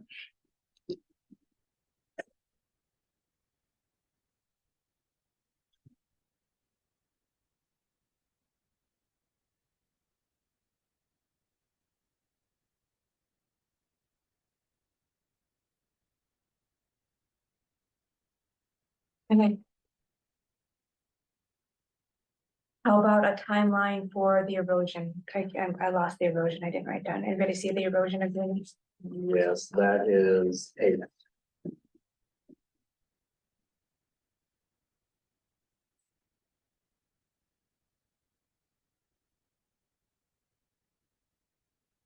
What do you want? 6 months? 6 months.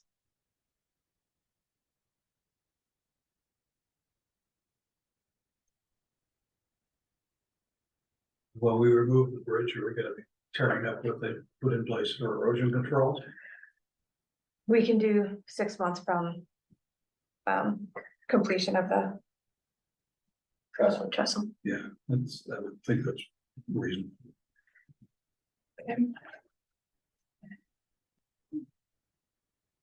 I'm sure that Fox staff want to do it today and they're told not to.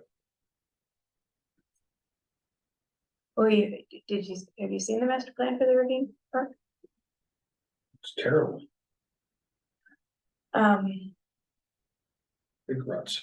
and, okay.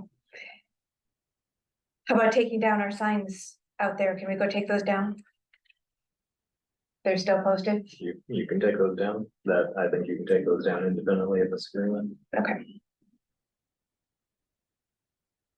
That's all I have for this.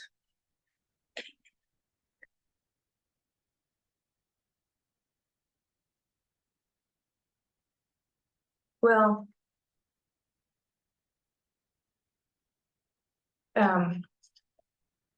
Are we keeping the one up? Do we keep the one up on the middle bridge? Cause they're gonna be transferring it back to us The sign. immediately. Where are we on the design of the trestle structure? We haven't heard anything about that for months. They had a meeting about it. They had a meeting about it. You got a bill.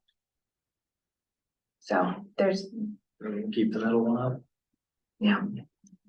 Okay. That kind of fell through the cracks too. Not an exciting project. Okay, Who do we ask? we're gonna get our project manager on all of the projects, contracting just like we did with Merrick.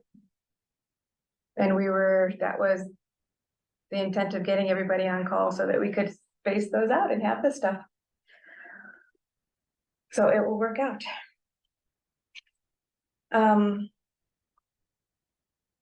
Okay, I have too many papers. That is the end of that one, unless anybody else had discussion items for it. I'm gonna argue that we don't need a motion for this, because our motion before was to allow Bill and Latitude to negotiate this agreement with the city. I will make these changes and circulate them to the board. They probably won't happen tomorrow, so if you come up with additional thoughts, you can email me. Okay. I will make a motion to accept it when it comes out. This is the final, this was, Yeah, that we should do. okay, So we didn't need. this to do is it for another version. So, okay. So good on that one? Yeah, I wouldn't, you're not gonna have a final version, I'm expecting. I'm imagining that Lakewood will have some red lines of their own, Mhm. so this is probably a January final agreement. Mhm. Which is fine, who knows when we'll, Here's gifts to the community. 2024, I was indicating, to be clear. okay. And two, again. We are, 2024, and we have some of those district manager things coming up. An annual, and that is kind of. The original intent again was that we had admin staff and they were going to parcel out this work. So. We are on to legal matters. Is there anything? Yes. We have not had a meeting with you since Salterley. So I'm sure you want to go over that, but I will echo, was it Amara's comments? Thank you very well. Thank you very much. Job well done. Thanks. So on normal, general legal matters, Proposition HH failed, which doesn't really affect you all because you don't impose a mill levy, but it does mean that your budgetary deadlines are normal. They haven't been extended as they would have been if it had passed. Sort of stay tuned for what the legislature is going to do in their special session. I have no idea what that's going to look like, but it probably won't affect you because you don't impose a mill levy. We've addressed the Ravine Bridge. So really, I think we're moving into executive session. That's it all. That's all for general legal. And I'll make a motion that we move into executive session to discuss the legal matter and implications of federal. Second. Director Hooks makes motion, Director Garner seconds, all in favor? Aye. Unanimous approval. Thank you. So the motion is to go into executive session pursuant to CRS 24-6402 sub 4 sub B for the purpose of receiving specific legal advice regarding the federal center. It's my recommendation that no record be kept of this because this constitutes an attorney-client privilege communication. The time is now 9:28, and I am requesting that the recording be turned off.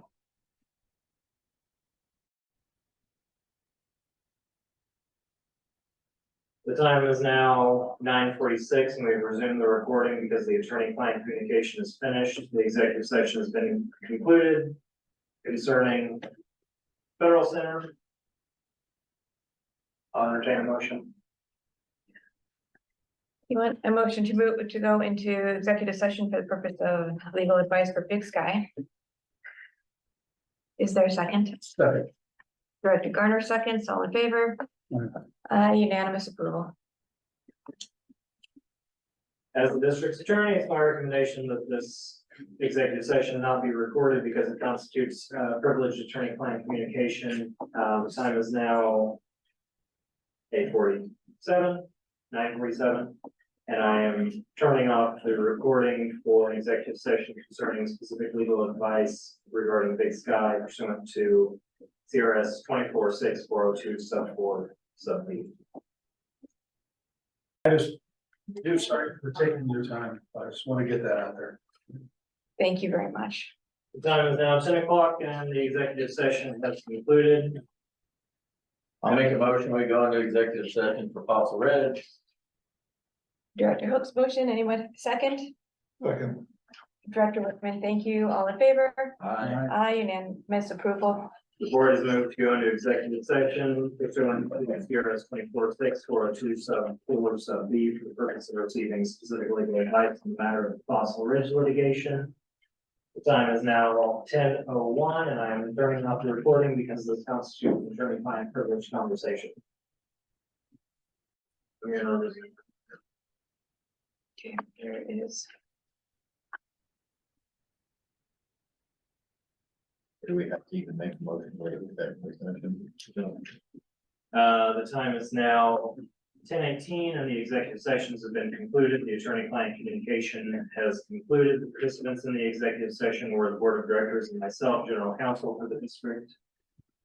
Just as a note for the record, we did go into executive session for purposes of receiving specific legal advice regarding the federal center, the Big Sky litigation, and the Fossil Ridge litigation. I did resume the recording for the purposes of exiting and entering each of those executive sessions, but I did not bring everybody back in from the waiting room for those. If anyone has any objection to that course of conduct, please let me know, but I will note that the motions to go into executive session were recorded and will be part of the minutes.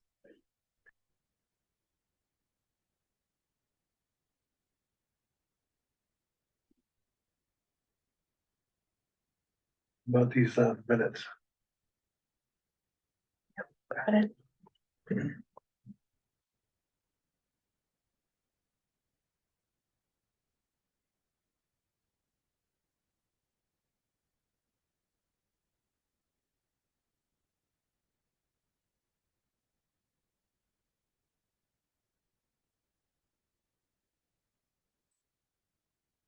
Jesse, I resumed the recording and brought everybody back in. Okay, cool.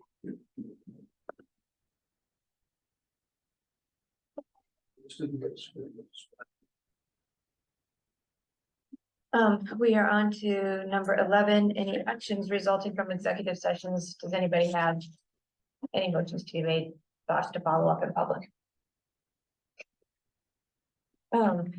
New business, the IT policies and procedures review in December.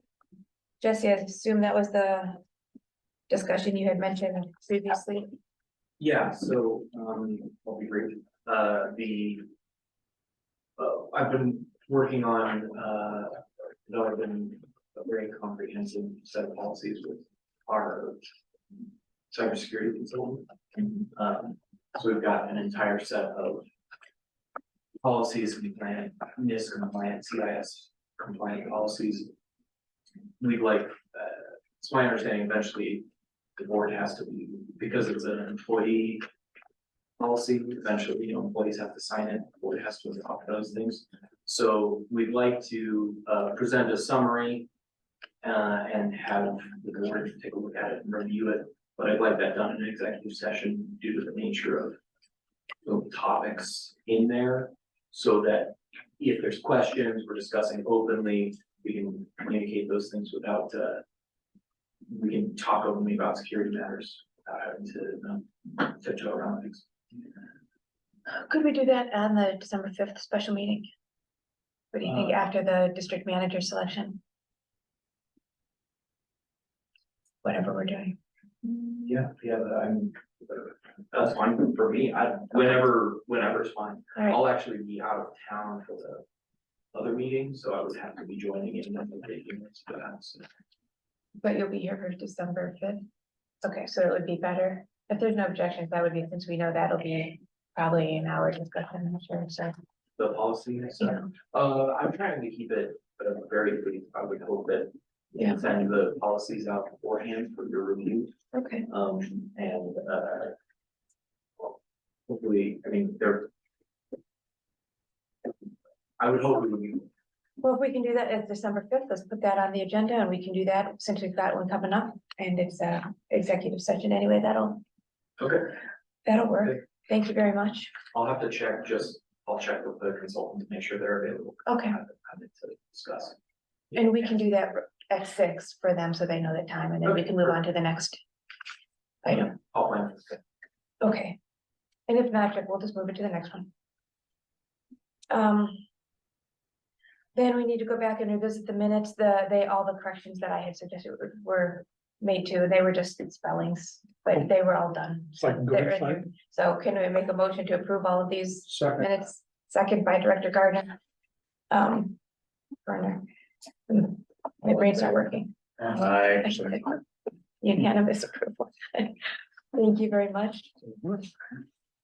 Director Hooks, would you like to make a motion to adjourn? Sure, I'll make a motion to adjourn. Twist your arm. Yeah. Second? Anybody? Somebody please second. I'll second it. Okay. Director Garner, second, all in favor? Aye. Thank you. I'm assuming you voted again, Director Bickman, unanimous You bet. approval.